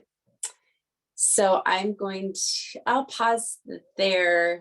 I'll stop there, but and see if there are any questions. For the Healthy Homes program, the original price tag for that was 20 million, and I know the legislature ended up giving 10. Do you anticipate, Julie, or have you seen any indication that we'll be able to get the other $10 million, potentially more, from other sources? That's a really good question. I have not. One thing that we are doing, we're investing in now is getting some organizational development support for our section now with some additional positions. We also got some additional federal funding. And we're just needing some support in really looking forward strategically. And that, to me, that's where something like that I could see falling into, where do we want to grow, and where do we hear our community partners, wanting to see more support. And so right now I'm not aware of that. And it is also in my my colleague Brett Sherry's shop. So I am a little less in the loop. But I will take note of that comment. Yeah, that'd be great. Like I said, I know the Healthy Homes program and the Healthy Homes bill was pushed forward by a lot of EJ advocates across the state. And I know that people were pretty disappointed at the 11th hour that $20 million price tag came down at 10. So yeah, thank you. Any other questions?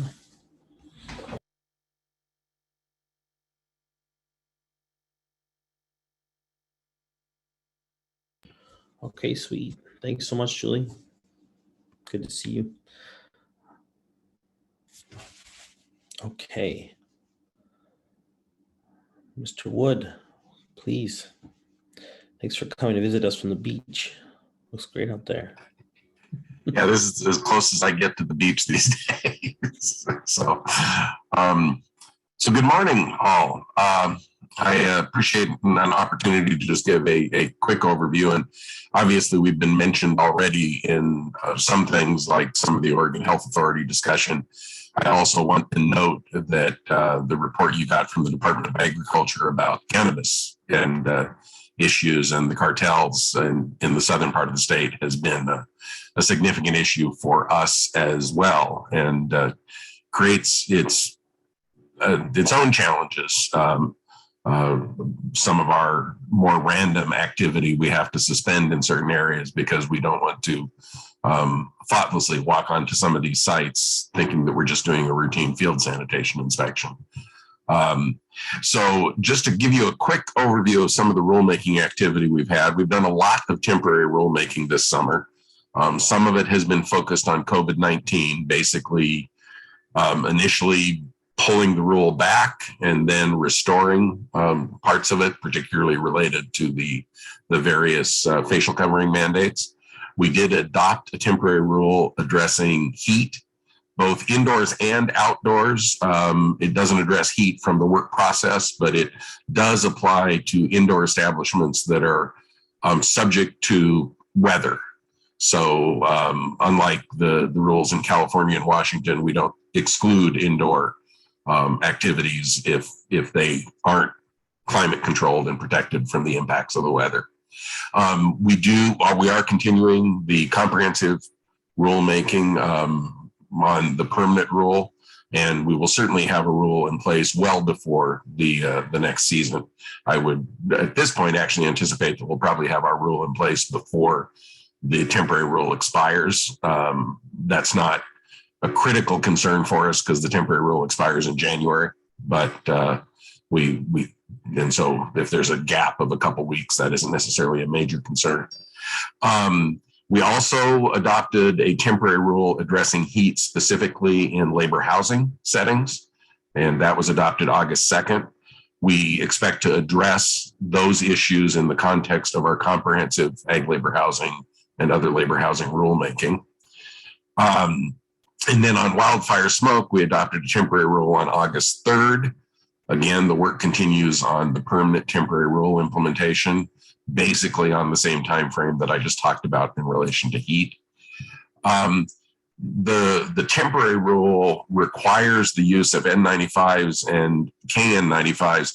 And I will say that really, unless we implement more comprehensive respiratory protection requirements, I know the chair mentioned the use of better respirators.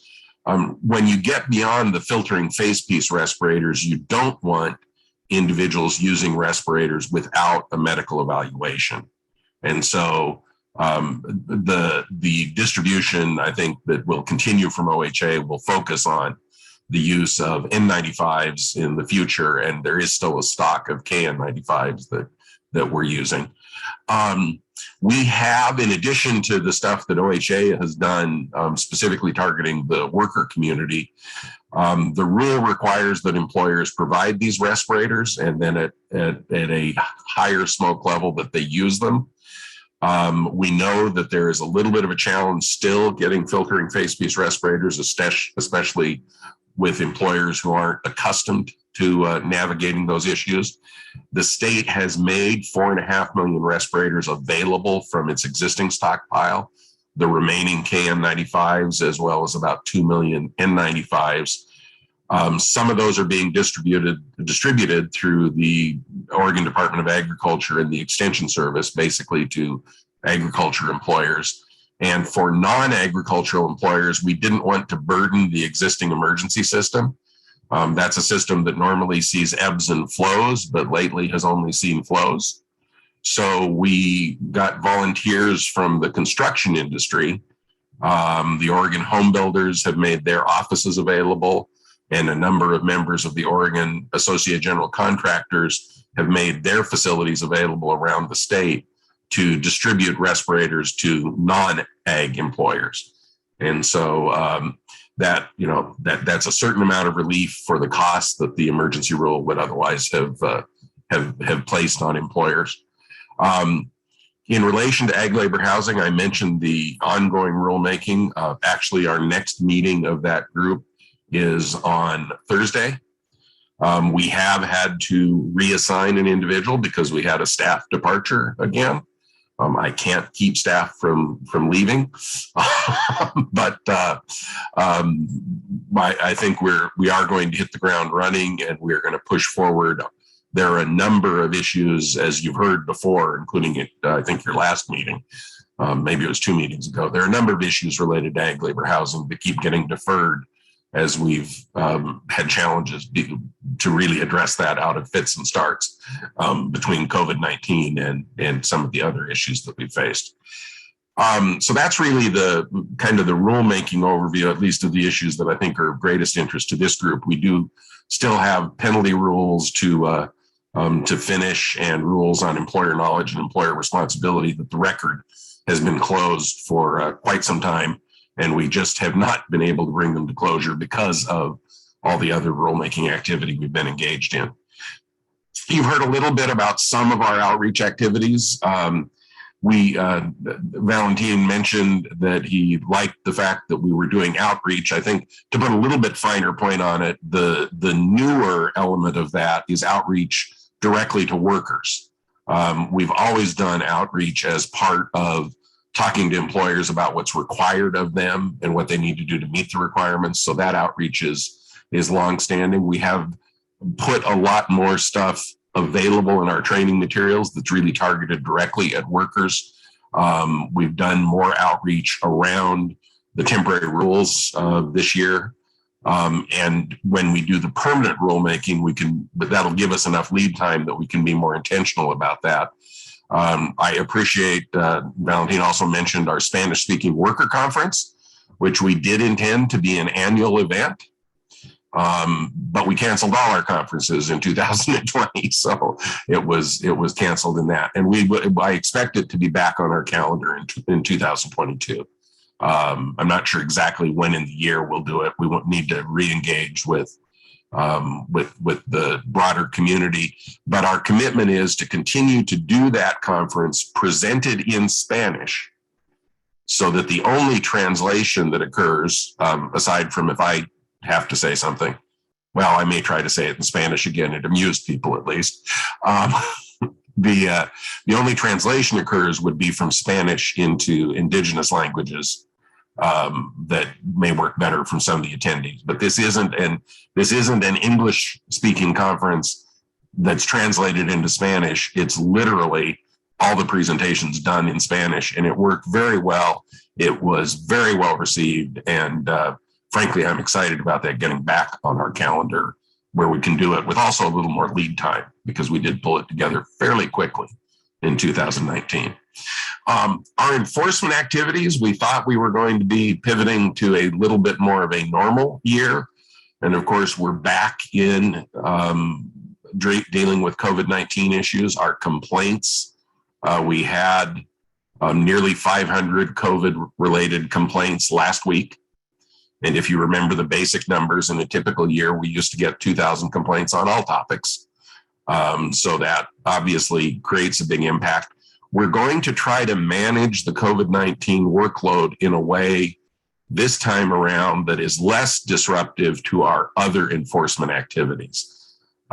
We obviously didn't announce to everybody that we were basically focusing on COVID for a 12-month period, a little bit longer than that. But we were pretty much basically focusing on COVID for much of that time. We're going to work very hard to avoid doing that again, which means we're going to have to handle the complaint screening in relation to COVID in a little bit different way, and try to do a better job of quickly prioritizing among those. In relation to heat enforcement, we have pushed hard over the summer, not only responding to complaints, but we have been out focusing on visible outdoor activity when the heat thresholds have been met.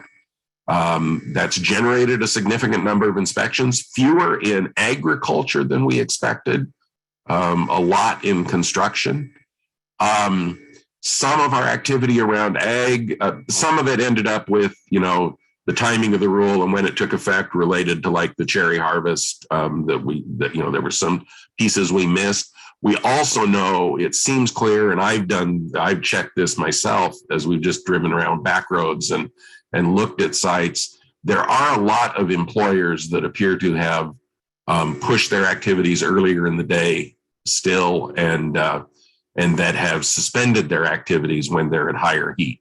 What that means is that some of the time I've had enforcement staff out in the field looking at stuff, they won't be generating inspections, because if they don't see outdoor work occurring, there's no inspection, even though they put eyes on that site. And so that will mean that our heat enforcement inspections will be understated somewhat. Our wildfire smoke enforcement has been limited to date. It's the primary requirements of the rule have only been triggered in parts of the state. We do have a few inspections, and we've been doing that in response to complaint. Our larger focus really has been making sure that employers know what's required of them and that they have the respirators they need to provide those to the employees as required under the rule. There is, I could talk a lot longer about the things that Oregon OSHA is doing, but there are always questions from this group, and I want to make sure that you have time for those. Thank you.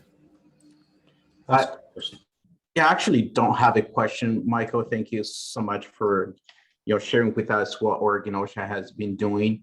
But I do want to talk to the rest of the EJ task force members. It is my understanding that the outdoor and indoor, the heat temporary rule, it doesn't protect a certain group of workers, and that would include workers that work inside greenhouses. And if you look out your window, a lot of the trees, the shade trees, the azaleas, they start their growing process inside greenhouse. And as you know, Oregon has a pretty large greenhouse industry. So I don't know if you've ever been inside greenhouse, but it does get super hot. And especially when people have to go in and do irrigation inside the greenhouse, the humidity rises. And so it's a concern that has been raised to us by farm workers. And I hope that when we are developing the permanent rules on heat stress, we should also consider including those workers. Absolutely, Valentin. And just for clarity, those workers are covered. Unlike in other states where they wouldn't be covered. The problem is that in pushing forward the temporary rule, we used simple indicators. And so employers indoors can rely upon the outdoor heat index for that location. And with not only with greenhouses, but with the hoop houses or tubos, I think folks call them, which are technically outdoors, but they create the same thing. And you're absolutely right. I mean, those are environments where they actually introduce humidity. So you not only have the heat, but you have a higher humidity than you're likely to have outside. We absolutely need to address that in the context of the permanent rule. And we really went into that sort of recognizing that that's an area where the temporary rule it isn't sufficiently protective. I did have conversations with the Nursery Association where I noted that deficiency of the rule, and it is a deficiency, and strongly encouraged them to make an assessment within those spaces and to apply the heat index based on that assessment. The rule doesn't require it, and that is a deficiency of the rule, but we are pushing them. And frankly, the nursery industry is perhaps a little more receptive than they might have been before June on taking those issues seriously. Thank you, Michael. Yeah, thank you for clarifying that. You're absolutely right. That they have some protection, but it's not adequate. Thank you.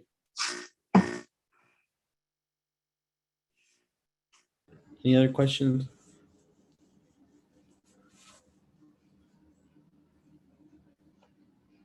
I'm just wondering, Michael, you mentioned that folks need a medical assessment for more intense respirators. Can you talk a little bit more about that?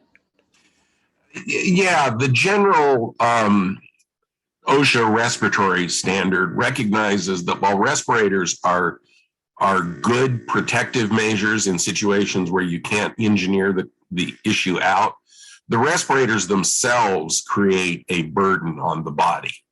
And that's especially true in high heat situations. Even with the filtering face piece, that becomes a concern. But respirators, the federal rule does make an exception for voluntary use, specifically of filtering face piece respirators, that it doesn't require a medical evaluation. We've sort of extended that in our smoke rule, that if you're below 500 and you're relying on a filtering face piece respirator, you don't need a medical eval. Frankly, filtering face piece respirators have more resistance than the facial coverings we've all been wearing for the last year, but not a lot more. But when you start talking about any respirator beyond a filtering face piece, if people have lung conditions, if they have heart conditions, depending on the level of exertion in the work, depending on the heat and the environment, and depending to some degree on on what you're protecting them from, they can actually become a risk in themselves. Interesting. Yeah, I asked because I have this image seared in my mind of last summer of folks out in near Newburgh, right, up in at a winery picking grapes, and the sky was this blood red color. And I think to myself, what would be the most protective measure for workers like that if a situation, Really, the situation like that arises, right? Probably the most important thing is to get a firm seal on the filtering face piece respirator. And technically, you're supposed to get a fit test in advance. Frankly, with the filtering face piece respirator, the most important thing is knowing how to put it on and do a seal check so you can see whether or not it's tight. So if you got a clean shaven individual and they do a seal check with a respirator that then fits them well, what N95 means is it should remove 95% of the particulate. And actually, a lot of this particulate, it might be even a little more efficient than that. So really, the N95 is a sufficient respirator to protect against this hazard. And given that it's less impactful on the body, then it's what I would recommend. Ideally an N95 rather than a KN95. And that's just because of the level of approval and scrutiny. And I would assume that as we get past the temporary rule and we look forward at the future, we won't be making allowances for KN95s. Gotcha. Thanks so much. Anyone else?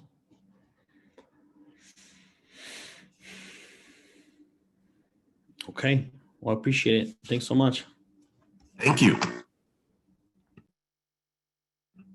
Okay, Sadie. Thank you, Chair Iboa. Good morning, everybody.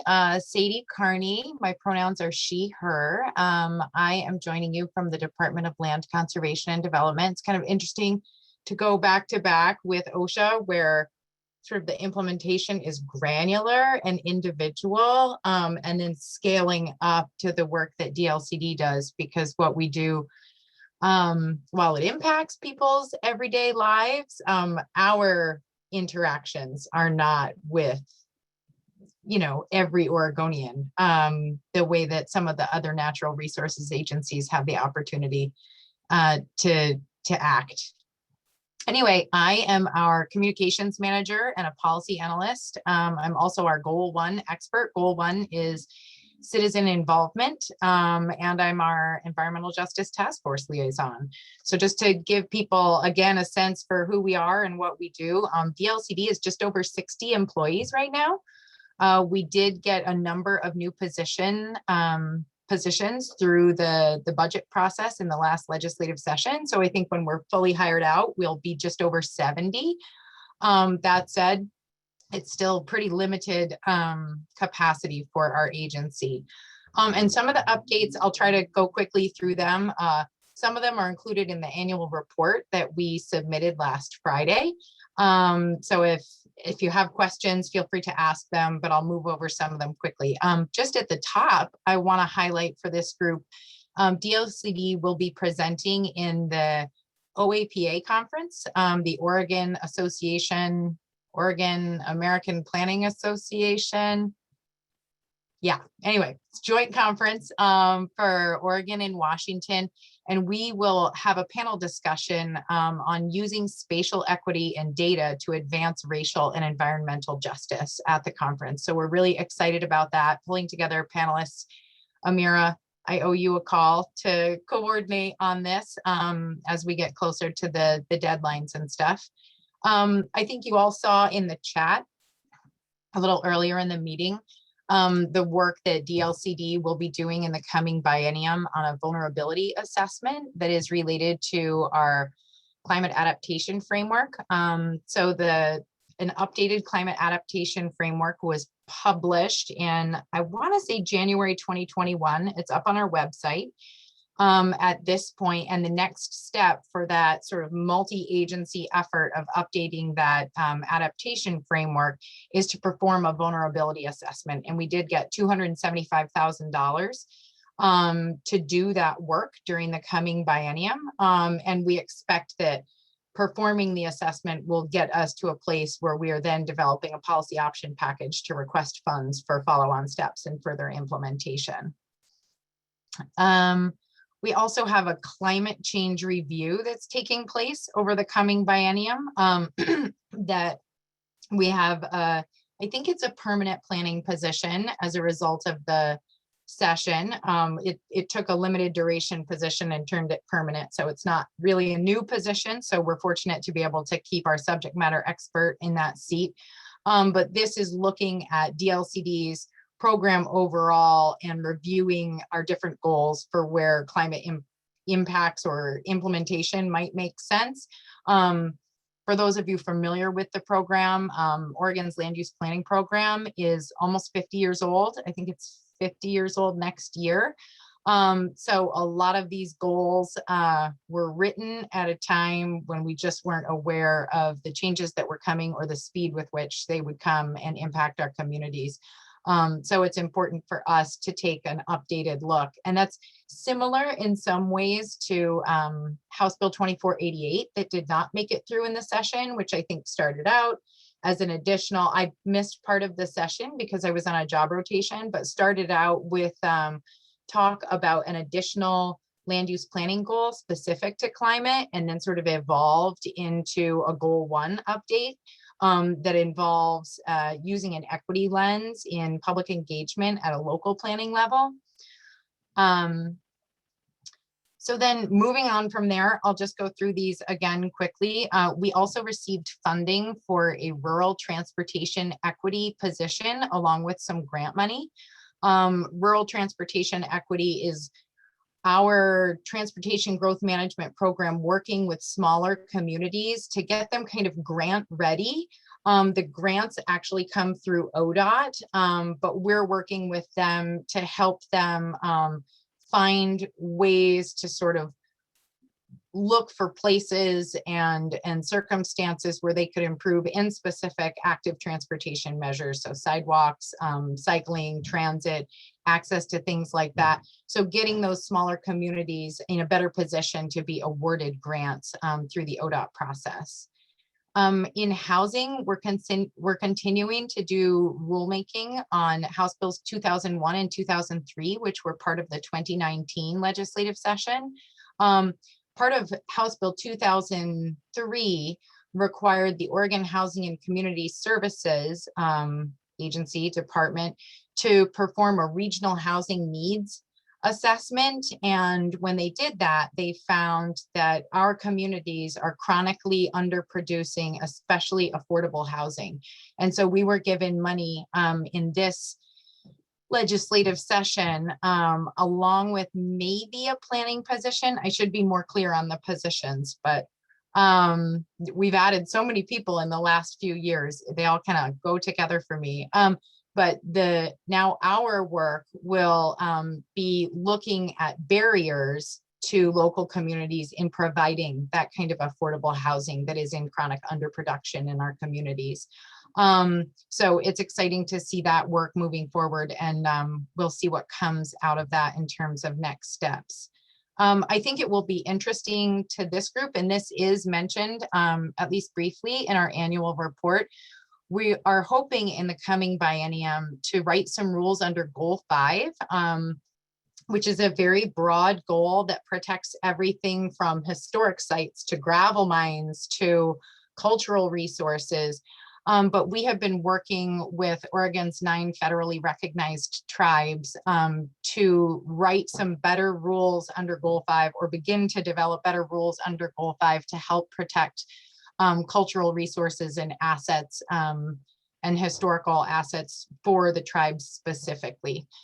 So that's very exciting work, but daunting too. Goal 5 tends to attract all different kinds of people and all different kinds of interests when you open it up to rulemaking. So we'll see how that goes.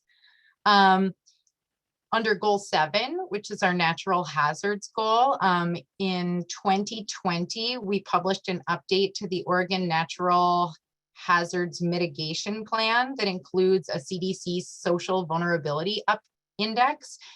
So that plan, the Oregon plan, is what informs local natural hazard mitigation plans. And so they kind of have to match up to that. So as local governments update their plans for Goal 7, they'll be referencing that larger body of work and sort of encouraged, but perhaps not required, to use the same kind of social vulnerability index in planning for hazards at a local level. Senate Bill 762, which was the wildfire omnibus bill. DLCD is not invoked in terms of rulemaking requirements over the coming biennium. in the outcomes of that bill, but we do have a reporting requirement.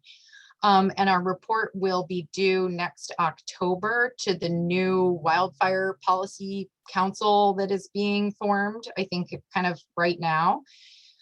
So we'll report to that committee, and then they will make recommendations to the legislature on the different ways that land use planning and planning for wildfire can interact. So that would relate to planning for forests and agriculture land, but also sort of rural residential development in what is considered the wildland urban interface, and perhaps some of the other, like critical infrastructure, so communications towers. How do we define, defend, and sort of prepare for wildfire in our land use planning? So there's a lot of work, as some of you probably know, going on with Senate Bill 762. I think the Department of Forestry has 3 racks running concurrently on some pretty tight deadlines, and we're participating in those racks as well. And as we develop a plan for how we will identify issues within the report that DLCD produces, we really would hope to engage with this group in getting your feedback. And then a few more things. We recently adopted permanent rules related to Oregonians who have been displaced by wildfire. Prior to writing these rules, cities didn't often have a place to look for temporary sheltering opportunities. So we're thinking like tents, trailers, FEMA trailers, things like that.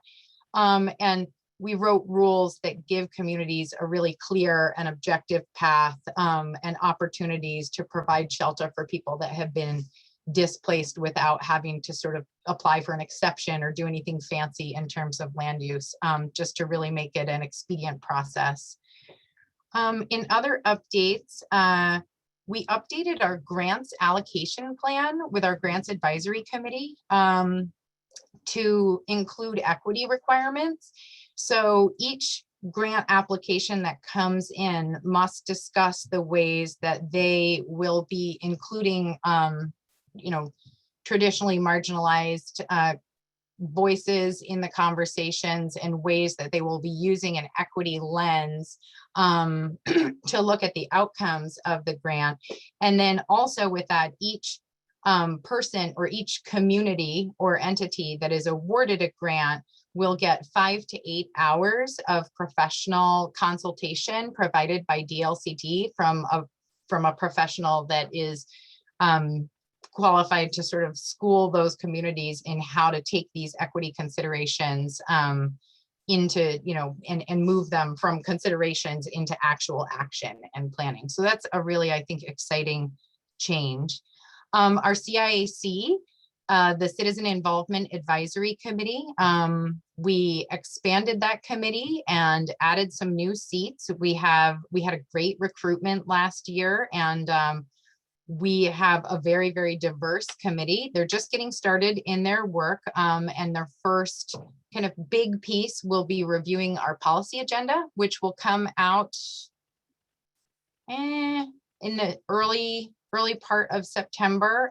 This group will have an opportunity to comment, but the CIAC will as well, in terms of how do the different policy action items that we are presenting on the policy agenda have a potential to impact community engagement and public involvement in planning, and where we could improve our efforts.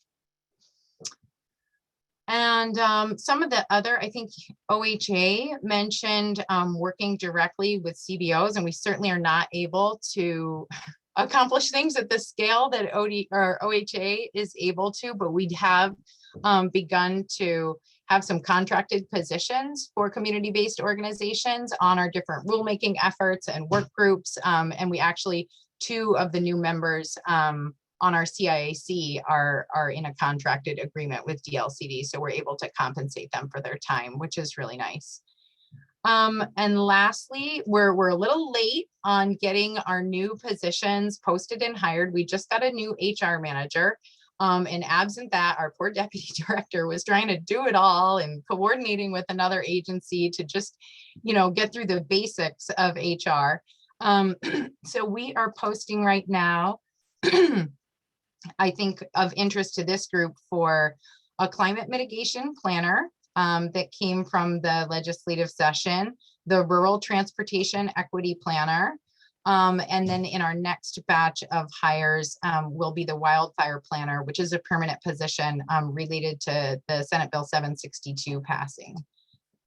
And then finally, we do have a commissioner vacancy coming up. I think our commissioners, our seated commissioner right now, Commissioner Piermine, who is from the Portland area, her last meeting will be in September.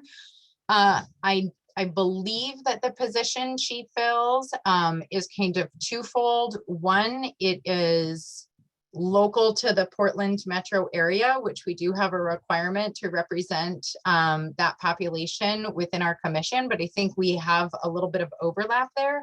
And she also comes from a family that has historically practiced agriculture, and she grew up on a farm. And so I think it's an agricultural interest. So if there is interest in that, feel free to reach out to me and I'll pass the request along. It is the hardest working commission. We send them 250-page packets, and they have intelligent questions to ask on every single item.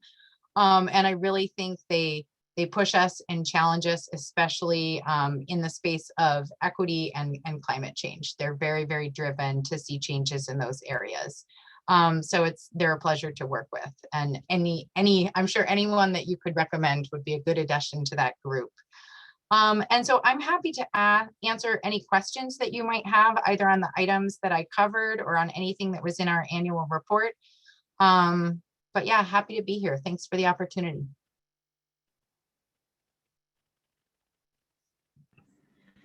Any questions?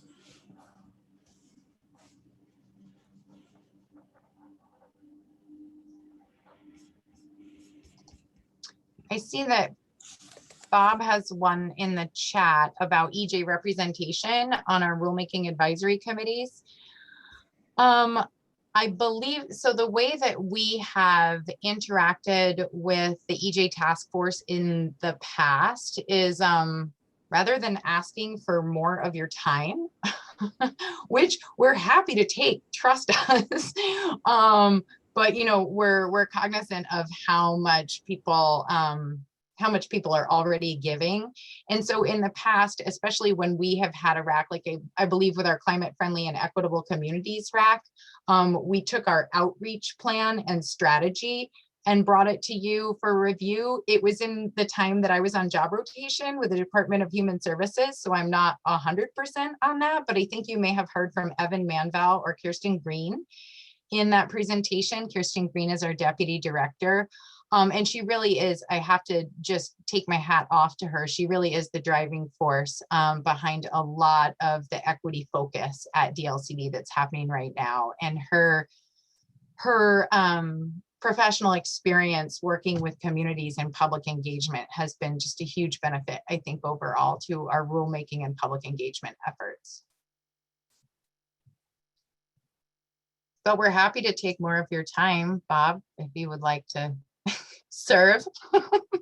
Well, I do think there needs to be EJ representation on RACs, and that's always been a goal since we were formed 11 years ago, to get more EJ involvement in rules advisory commissions, because they're so important. I've been on a few myself. I'm always happy to contribute, but the engagement of community when I've been on RACs for EJ required me to make them extend the session for the RAC because of their failure to understand and include environmental justice issues. So if you hired a facilitator for 6 sessions, well, with EJ, that could take 6 sessions, 7 sessions, 8 sessions. And unfortunately, DSL allowed our voices to be heard. I don't know if your RACs are set up for that, but I would like to see more EJ involvement. I'm happy to do it myself, but I do think it requires more than just running a plan through us. So, but thank you for your time. We're running short of time. I think there's other people, but I really appreciate your being here. Thank you. Thank you. And good comments. I'll bring those back to our leadership. Anyone else? Questions or comments? Okay, Thanks so much, Sadie. Appreciate it. All right, gang, it's 11:38. I think we should take a pause there and see if anyone wants to provide public comment, and then we'll go back to agency updates. So we have anyone who wants to give public comment? Yes. Yes. Aha. Hi. Hello, everyone. This is Robin Morris Collin, and I thank you for allowing me to speak. I consider the EJ Task Force to be my spiritual home, so thank you again. I wanted to address something that I'm observing. I think we owe a debt of gratitude to the governor, who has made equity and racism a central feature of her administration, addressing those systemic elements of it and redressing the wrongs. She also has done us a tremendous service, I think, by giving us people like Amira, giving us the support that we need to do the things that we're trying to do to address systemic racism and environmental racism in particular. And I'm very grateful for the time and the support and the skill set that her people bring. She's created 3 groups. Well, she's created the Racial Justice Council. That's new. The Oregon Advocacy Commissions have been here for decades, almost 30 years. And then there is the EJTF, which has been here since 2008. And as I see these 3 groups forming a relationship, I just wanted to address this with you all. I believe that the advocacy commissions and EJTF have subject matter expertise built on a long time service, volunteer service, but a long time, 30 years in the case of the advocacy commissions, of service to Oregon and its people. These advocacy commissions and the EJTF have built up a reputation, a stable of research, expertise in their subject matter areas. And I think that's an important feature for us to maintain as we move forward with the Racial Justice Council. I serve on all 3, or I have served on all 3 of these.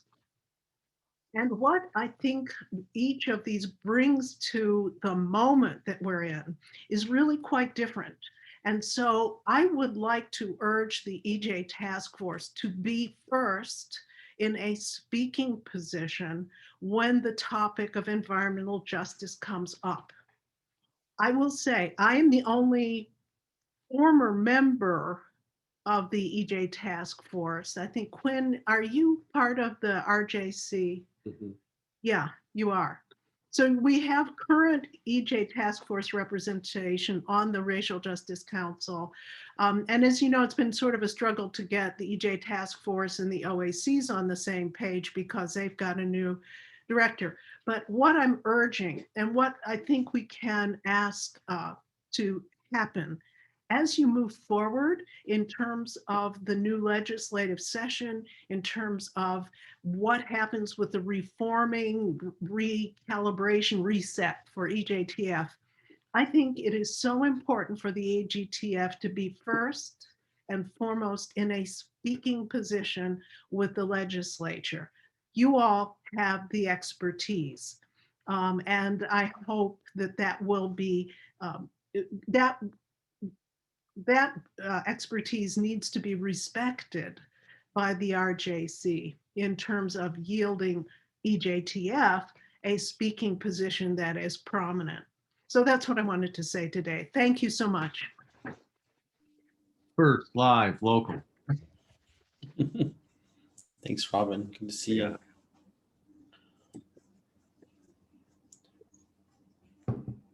Anyone else have public comment?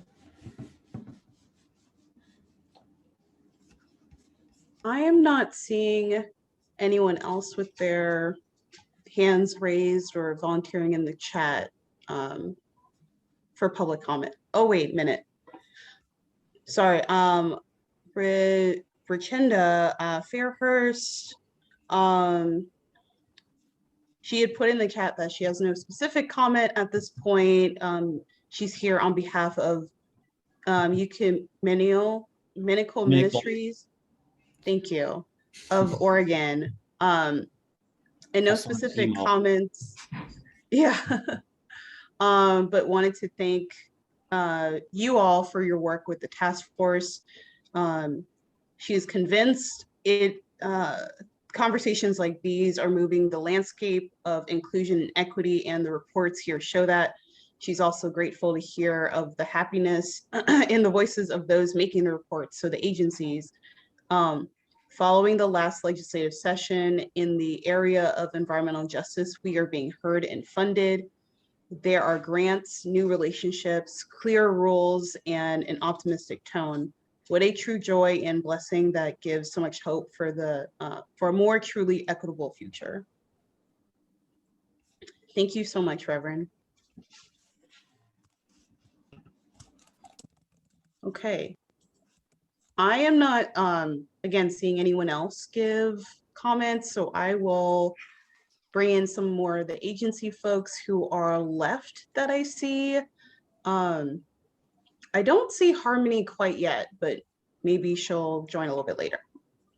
But we have 3 more folks who need to give their agency update or report.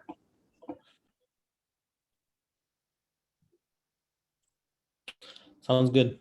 Go ahead, Ben. Thank you, Chair Oboa and task force members. Dog Amy really doesn't have any updates other than we are missing a governing board member.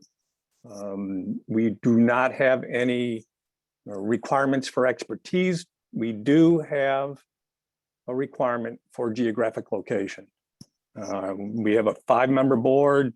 We currently have representation in Portland, the North Coast, Eastern Oregon, and the Willamette Valley. So someone from Southern Oregon would fit the ticket.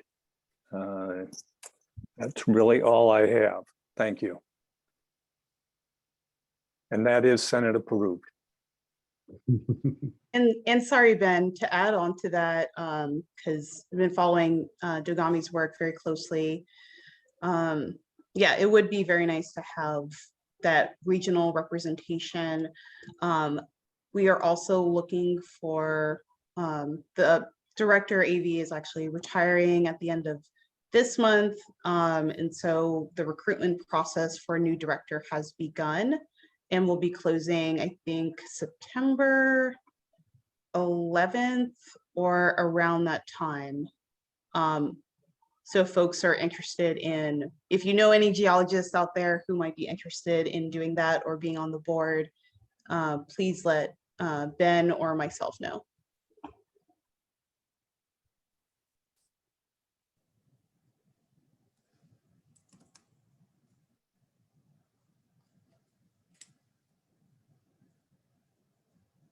Sweet. Any questions? I think there's a question in the chat.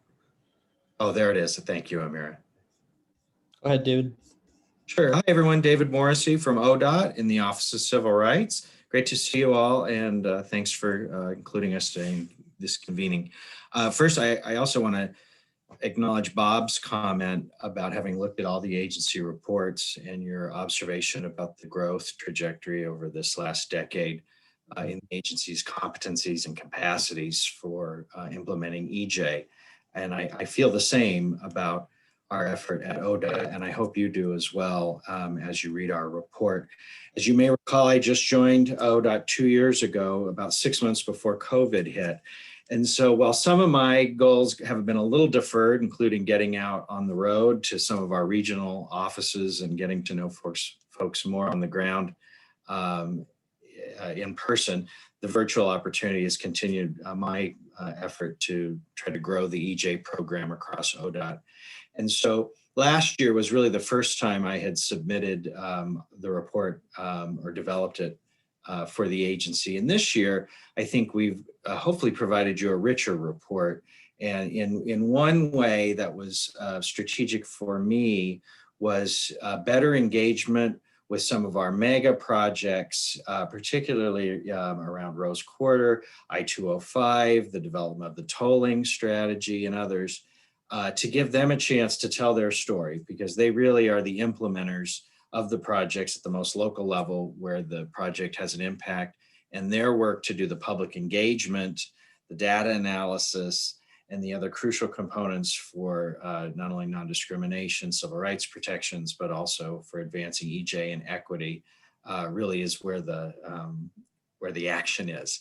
And so I foresee that in this next phase, I'm seizing the moment that we have right now of having issued this recent report to continue, frankly, to expand our effort internally out of Salem around internal convening for the EJ piece, to increase not only our internal knowledge and capacity, but also the network internally that we need. And crucial partners there that you'd probably see hinted at in our report would include the ODOT Office of Climate, the Office of Social Equity, and our NEPA, National Environmental Protection Act programs as well, all of which provided some content for this year's report that I hope to grow from.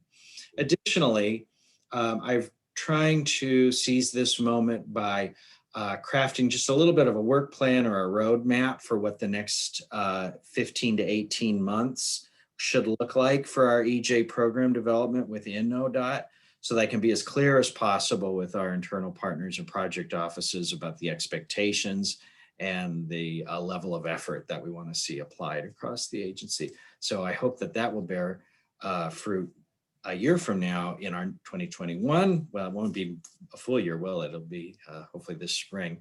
But let's just say in our next two subsequent reports, again, continuing to further enrich the content we provide.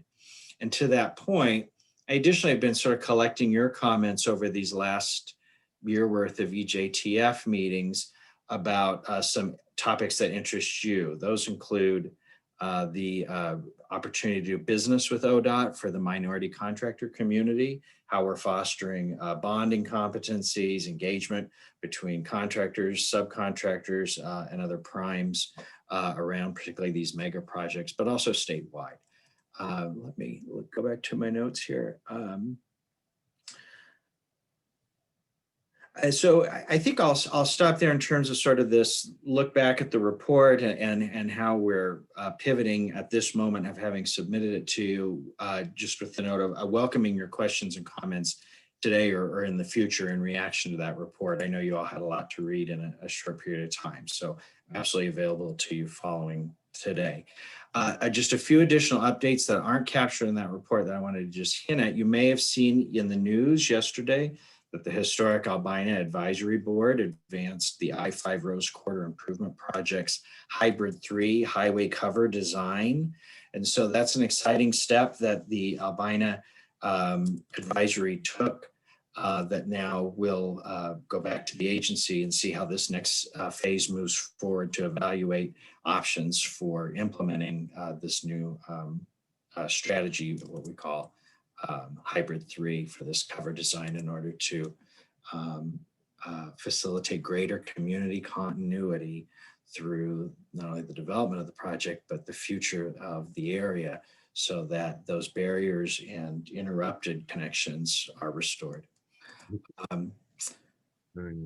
Let's see, also, we did talk legislatively earlier in this meeting, so I wanted to just point out to you all that HB 2985 did pass in the legislative session. This relates to the membership of advisory committees to ODOT, and it directs ODOT to ensure that membership of advisory committees reflect the racial, ethnic, and ability composition of Oregonians as determined by the most recent American Community Survey from the US Census Bureau.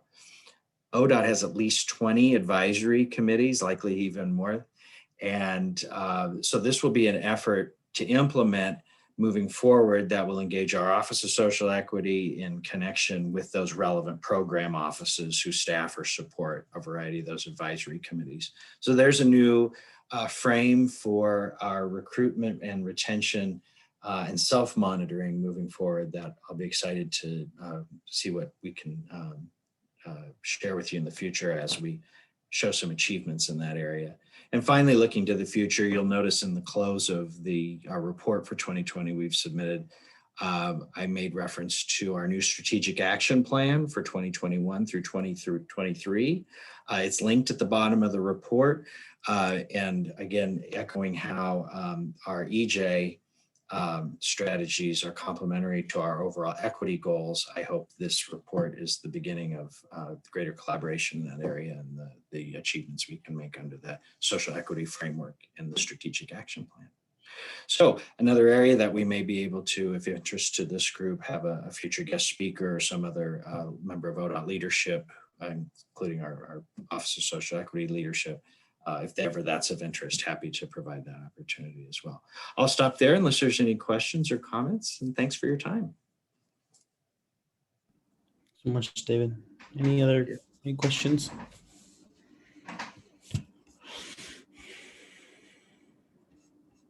Okay, thanks so much, David. Appreciate it.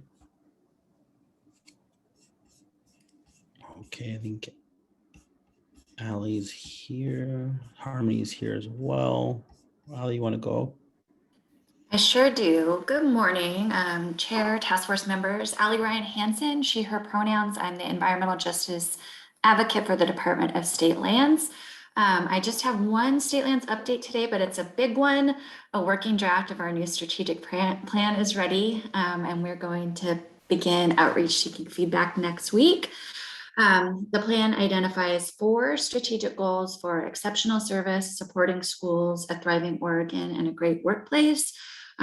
These are goals that are all essential to our mission of ensuring Oregon school land legacy, as well as protecting waterways and wetlands through superior stewardship and service. Within each of those goals, the plan sets out measurable objectives and big picture outcomes, as well as strategies for how we plan to make progress against those objectives and ultimately against each goal. The goals are agency-wide, which really let us weave environmental justice throughout our service to Oregon, and to actively work on EJ throughout all of our program areas. So for example, the work that we're going to do related to examining practices for serving and engaging Oregonians, and developing an equity inclusion plan, sits in that exceptional service goal, as does all work we're doing related to increasing access to information and to support all of our staff and providing service. That all lives there as well. You are all going to be hearing an awful lot about all of these things as our work begins. You will be so tired of me, but we are excited. This is a big deal for us to have such. I mean, we really came out and said, this is what we want to do, and this is how we think we're going to do it. And so it's sort of a very nervous but also exciting position to be in as we are looking forward at everything we want to do. For now, we're just excited to begin sharing the draft and hearing what folks think. We're anticipating that the plan will be before the Land Board in October for their consideration, and then we'll begin implementing after that. On a final note, DSL had several temporary positions made permanent in this budget cycle, which is really going to support the work we're doing on implementing our new strategic plan, as well as the work we're already doing to examine practices for rulemaking, public participation, community outreach and partnerships, and all those good things. So that's exciting too. And I'm happy to answer any questions you might have.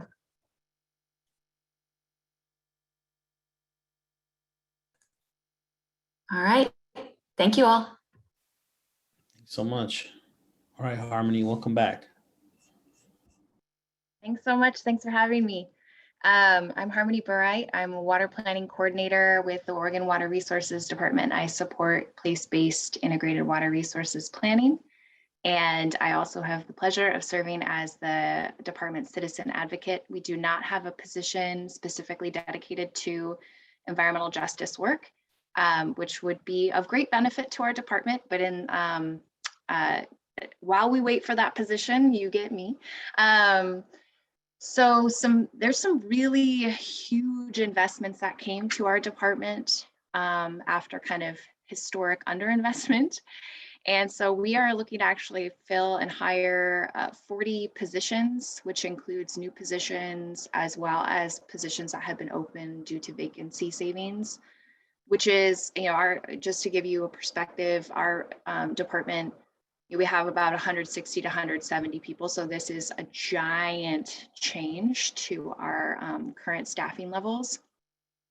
And will be a considerable amount of work to even get up to the point where we're fully staffed with these new positions. There is one thing I want to kind of highlight with that. We've recently formed an internal diversity, equity, and inclusion work group, and our HR manager did identify kind of three areas where we are going to try to start working on diversifying recruitments. And if you have any thoughts or feedback on how to do that, we're just getting started. And I think you'll find in a lot of our work, we're kind of at the beginning stages of a lot of it. We have in that group met with Lydia Emer, I'm probably saying her name wrong, Chelsea Bunch, and also Courtney Schaff, who are all leaders in their respective agencies, DEQ, Housing, and OWEB, to get a better sense of what they are doing in their agencies with respect to both internal DEI work and external environmental justice work. I've been very inspired by the work that they've been doing, but it further highlights, that we're at the beginning and just getting started in many ways. A really exciting investment in our agency was $1.5 million that was recommended by the Racial Justice Council to work on understanding the needs of BIPOC, tribal, rural communities, communities of color, as well as working on energy resiliency for tribes. And we are just starting to kind of conceptualize what that might look like. And to the extent that you all have input or feedback for us about how to structure that program, I believe we will have to, I believe that's a biennial investment. So we have to figure out how to get that money out on the ground, and would really appreciate any thoughts or feedback you have on how to appropriately structure that. Starting to have conversations with our our policy manager this week about that. And I'd say that's really kind of a focus area that I would love, if you all would be interested, would love to engage folks on more deeply if there's interest. And those are kind of, there's a lot more to say, but those are the two big things that I think are have the greatest potential to shape this work within our agency in the coming years. Thanks so much, Harmony. Any questions from folks? Okay, it is 12:01, gang. I know folks have lunch and meetings and other things to do. So I'll close it out for today, and I will see you all bright and early tomorrow. Thanks, y'all. Thank you all. Thank you, everyone.